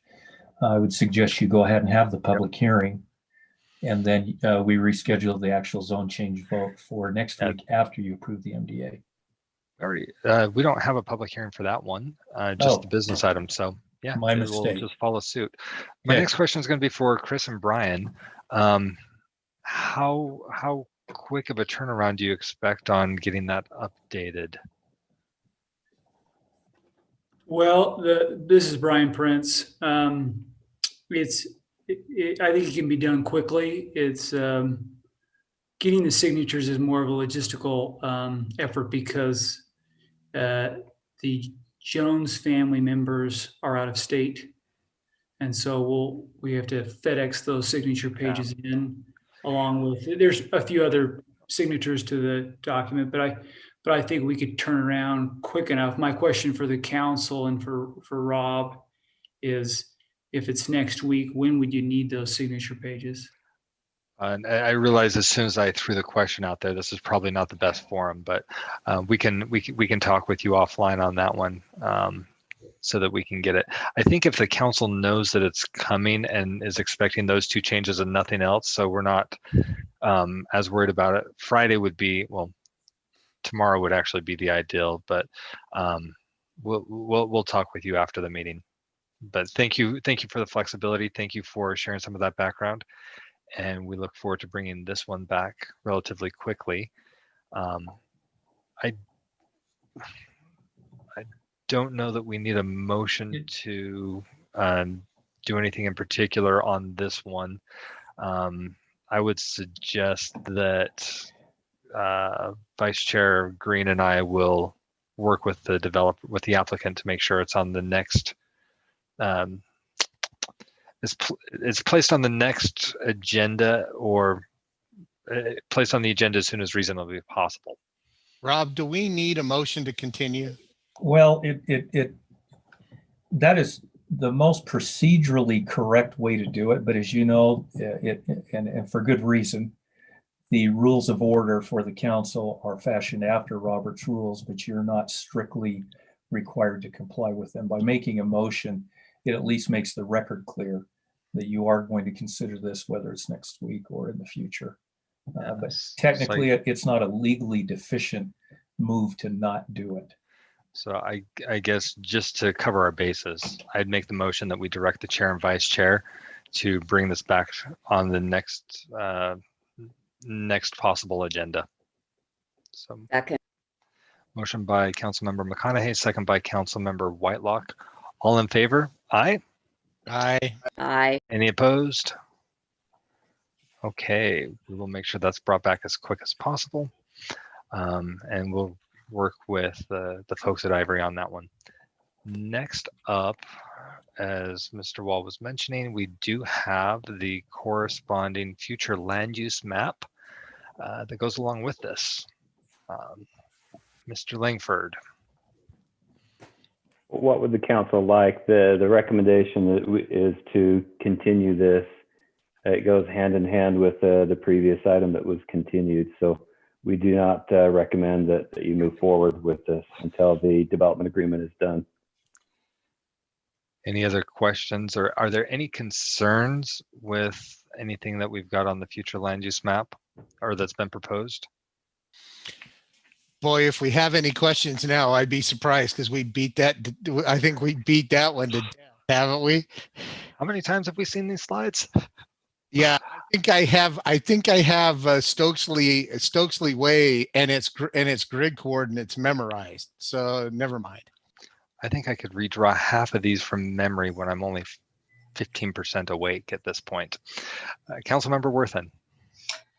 I just want to thank you guys at Ivory. I think you've done a great job listening to us and coming back with a great plan. This is a tiny little bump, but we'll get this taken care of. I think I'm looking forward to seeing what you're going to do. I think it's going to be a beautiful development, and I appreciate all your time and listening and working with us and collaborating. It's been great. So very much appreciate it. For those who aren't able to see the video of the other council members, there was a lot of head nodding in agreement with Councilmember Worthen there. All right, is there any objection to putting this on consent as soon as possible as well?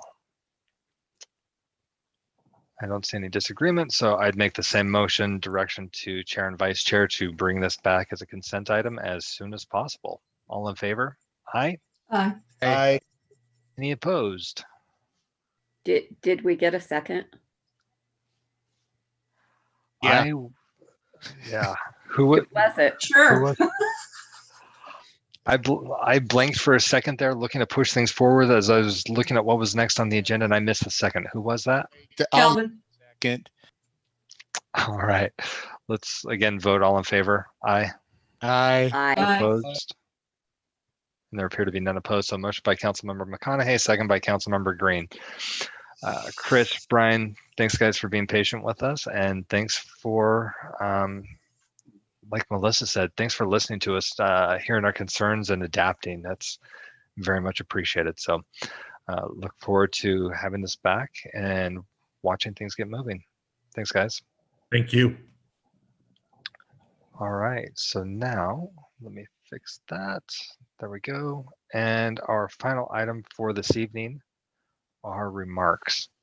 Are there any remarks from the council before we wrap up our meeting tonight? We've got a few.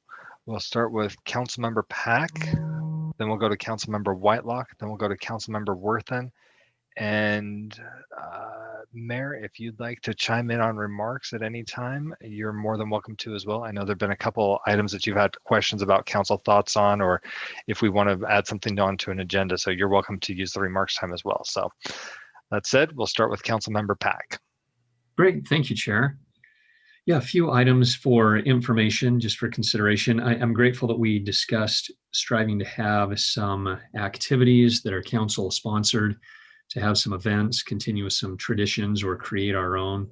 Be nice to get some volunteers involved too. Saves money and engages people in the process, and they feel ownership. So anything I can do to help, I'm happy to do. And I've been speaking with various residents in District 4 that reside in proximity to Copper Hills High. And just as with any issue, there's two sides. So we might be, I'm surprised we didn't have people speaking in public comment tonight, but regarding lighting and sound, they're concerned about lumens and decibels.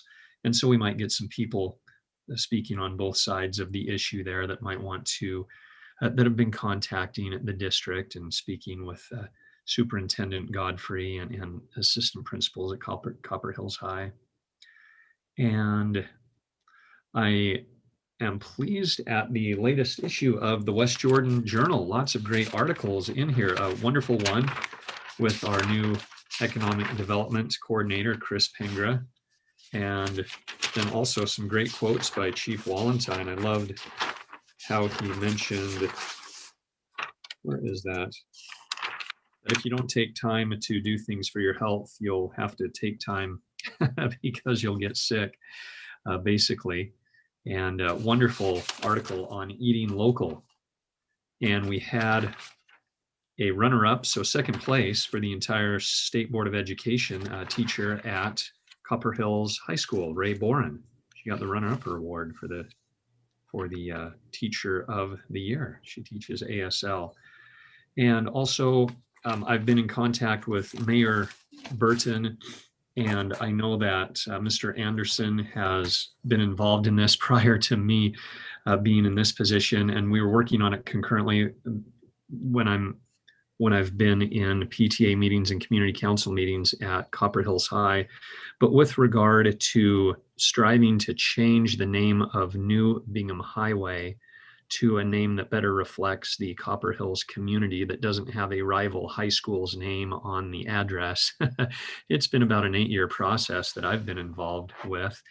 And so I've again contacted county officials, and just a heads up, and Mayor, this might be news because I've just barely heard back from Chief Wallenstein and Chief Maxfield today.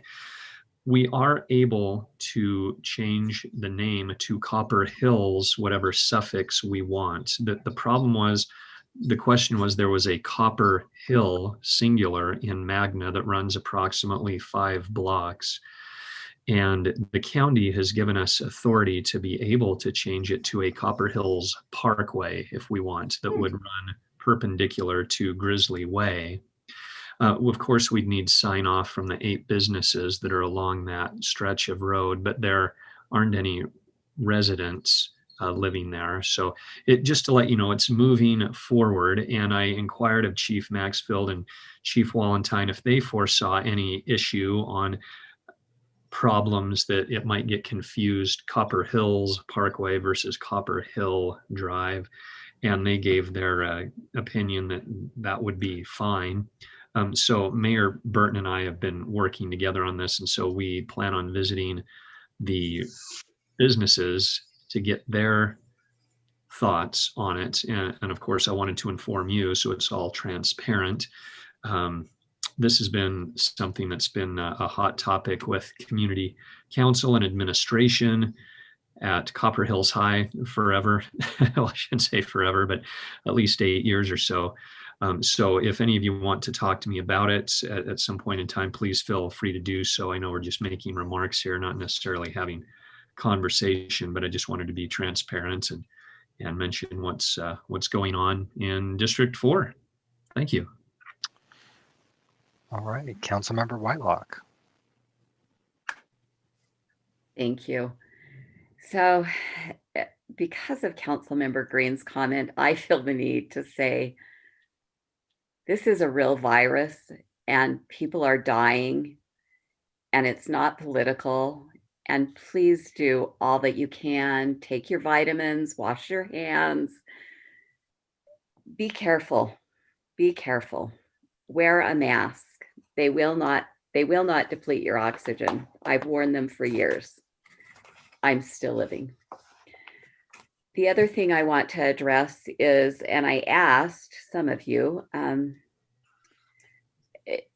we have a neighborhood, and actually my neighborhood has had the same issue with feral cats. The Jensens have contacted us. The mayor did have a meeting there with residents in that area, and there were some some things that were accomplished, but the Jensens are an older couple, and they really feel like, you know, they're trying really hard, and they're very caring people, very kind people, but their neighborhood is overrun with cats. And because of our code that says that we're going to capture them, we're going to neuter them, and we're going to return them, cats are pretty sneaky and we don't get them all. And I really want our council to at least have a moment to discuss this, because at this point, they have sent me a letter that indicates that they've not only talked to a veterinarian that says it's not going to work, but they have also contacted a lawyer. And the feeling is that the feral cats, they can run anywhere, yet if you or I own a dog or a cat, there's a consequence for our animals running loose.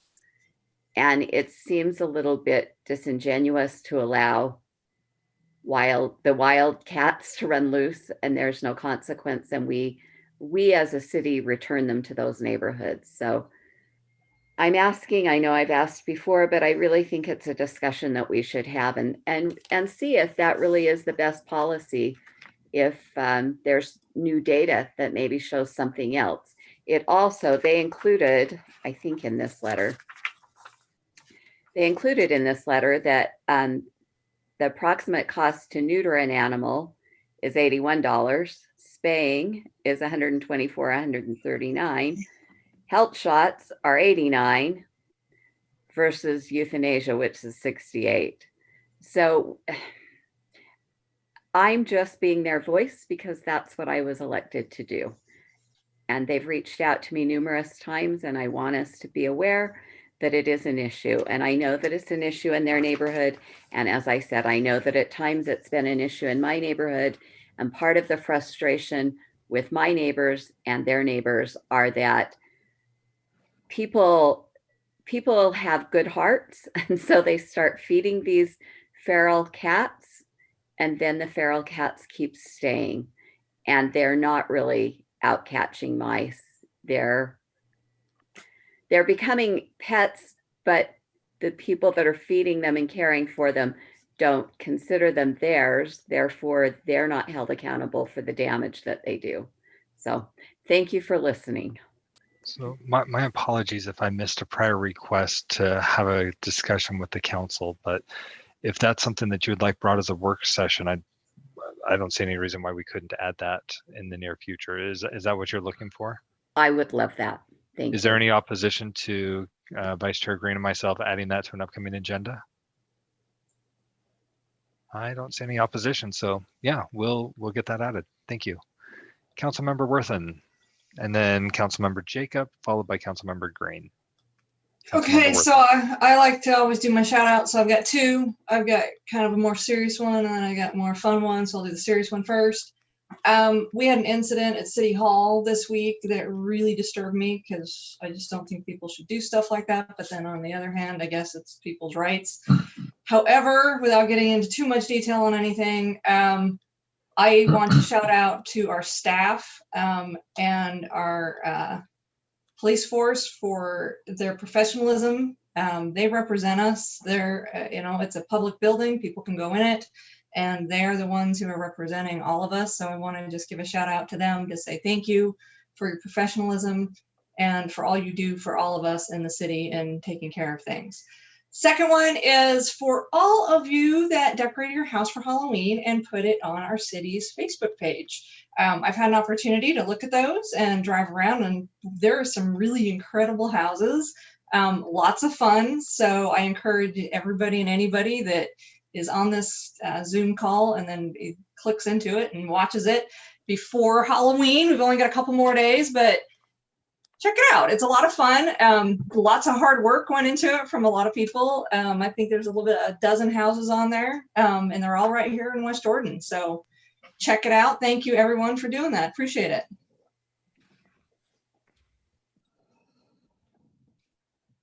Councilmember Jacob. Thank you. I just wanted to remind everybody, and I'm sure I'm preaching to the proverbial choir here, but next Tuesday is a rather large day in the history of our fair republic. And I would remind everyone that you should have a yellow envelope at your house with a paper in it with lots of bubbles. Fill some in and send it back according to the instruction. In other words, I'm saying vote. I have really enjoyed watching TV, watching the World Series. I really enjoyed watching the World Series, by the way. Go Dodgers. I have really enjoyed watching TV in the last month or two and seeing this ginormous social push for voting. I think we're going to have record turnout this year. Probably in the neighborhood of, they're saying 165 million votes in the country, which is something like 30 million more than we had in 2016. So insane. It's wonderful. And I love seeing the participation. This country doesn't work if you don't vote.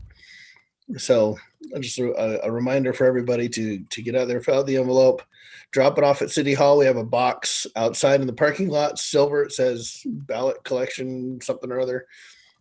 Drop it there, put it in the mail, however you want to do it, and just get it done because it's so important. And you don't have to vote for me because I'm not running for anything. So that's great. That's all I wanted. Councilmember Green.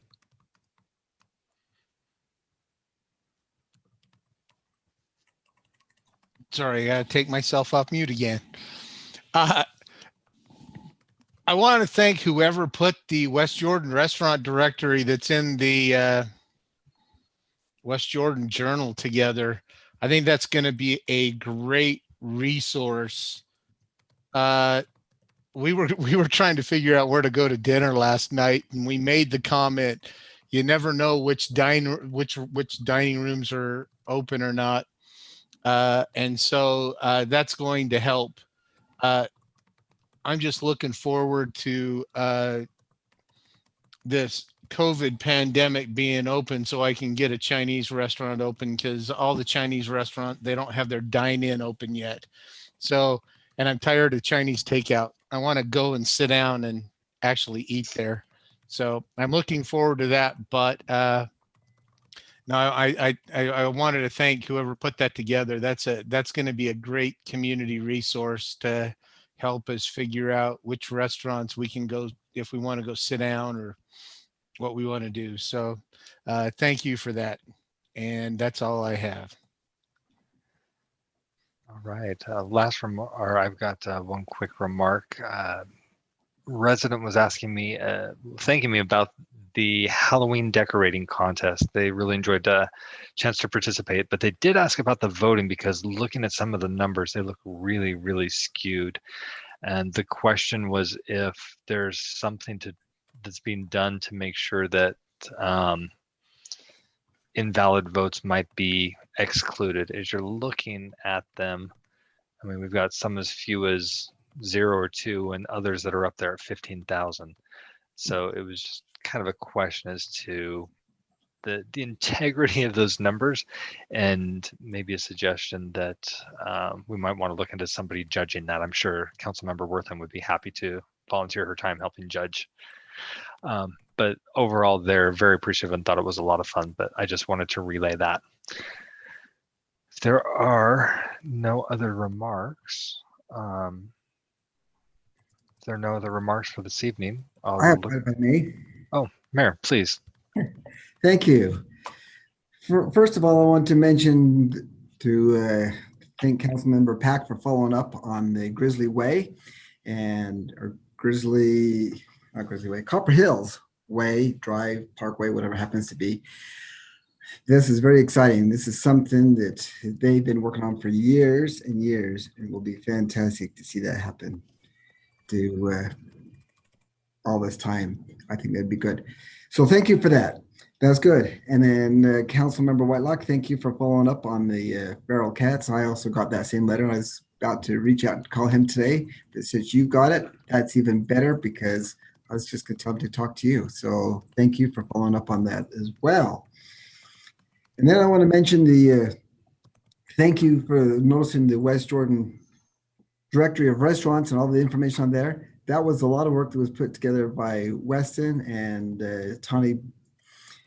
She did a fantastic job on getting that together and getting that out there. And I think that's a great idea. She's also, her and her department did the Halloween contest that's been going together so well. And I might mention that Tawny's doing such a fantastic job. We talked about lots of stuff that's happening in her department today. You talked about the ADUs and getting that information out and getting the public back. She's going to be right on top of that. That's right in what she does. You talked about all these events that we have had and what we're going to be having. And that's in her department. And we only have one events person, but yet look what we're keeping up with and what we're accomplishing. I mean, it's just totally amazing. I mentioned to you earlier today that I visited Ogden, and I visited some other cities too, and I talked with them. And one of the great things happens in West Jordan is our different departments all work together and make things happen. Because everyone has tightness in there due to budget strains and how many people we have working, they help each other and work together. And that's really unheard of in most other cities. But in West Jordan, we do that. And that's what makes all this happen. So thank you for helping that to go and letting us have these fantastic staff that makes all this happen. And if you get a minute, tell them thank you for doing that. I do it quite often, and I'm sure you do. But take another minute to do that. You know, if we look this past year and what happened in way of events, you might think we didn't do anything, but we did a lot of things, and it took lots of changes in organizations, and already we're planning things for next year. And that staff has just been phenomenal. So thank you for your time. All right. Any other remarks for this evening? All right. Before we go for a motion to adjourn, just want to remind folks that if you weren't able to participate tonight during City Council, you still have the ability to reach us. There's a number that you can call, leave a message. It gets to all of us. Or you can use council comments at westjordan.utah.gov, which also goes to everybody's inbox as well. We've got a few meetings coming up. Our next meeting, as was pointed out, our schedule shifts for the last 2 months of the year. Instead of meeting on the 2nd and 4th Wednesdays, we're going to meet on the 1st and 3rd. So we've just got 1 week until our next meeting on November 4th. So you're welcome to join us then. And I would look to the council for a motion to adjourn. I move to adjourn. I'll second. Motion by Councilmember Green, second by Councilmember Worthen. All in favor? Aye. Aye. Aye. Any opposed? See none. Motion carries, and we'll stand adjourned until next week. Thanks, everyone. Have a good night. Thank you, everybody.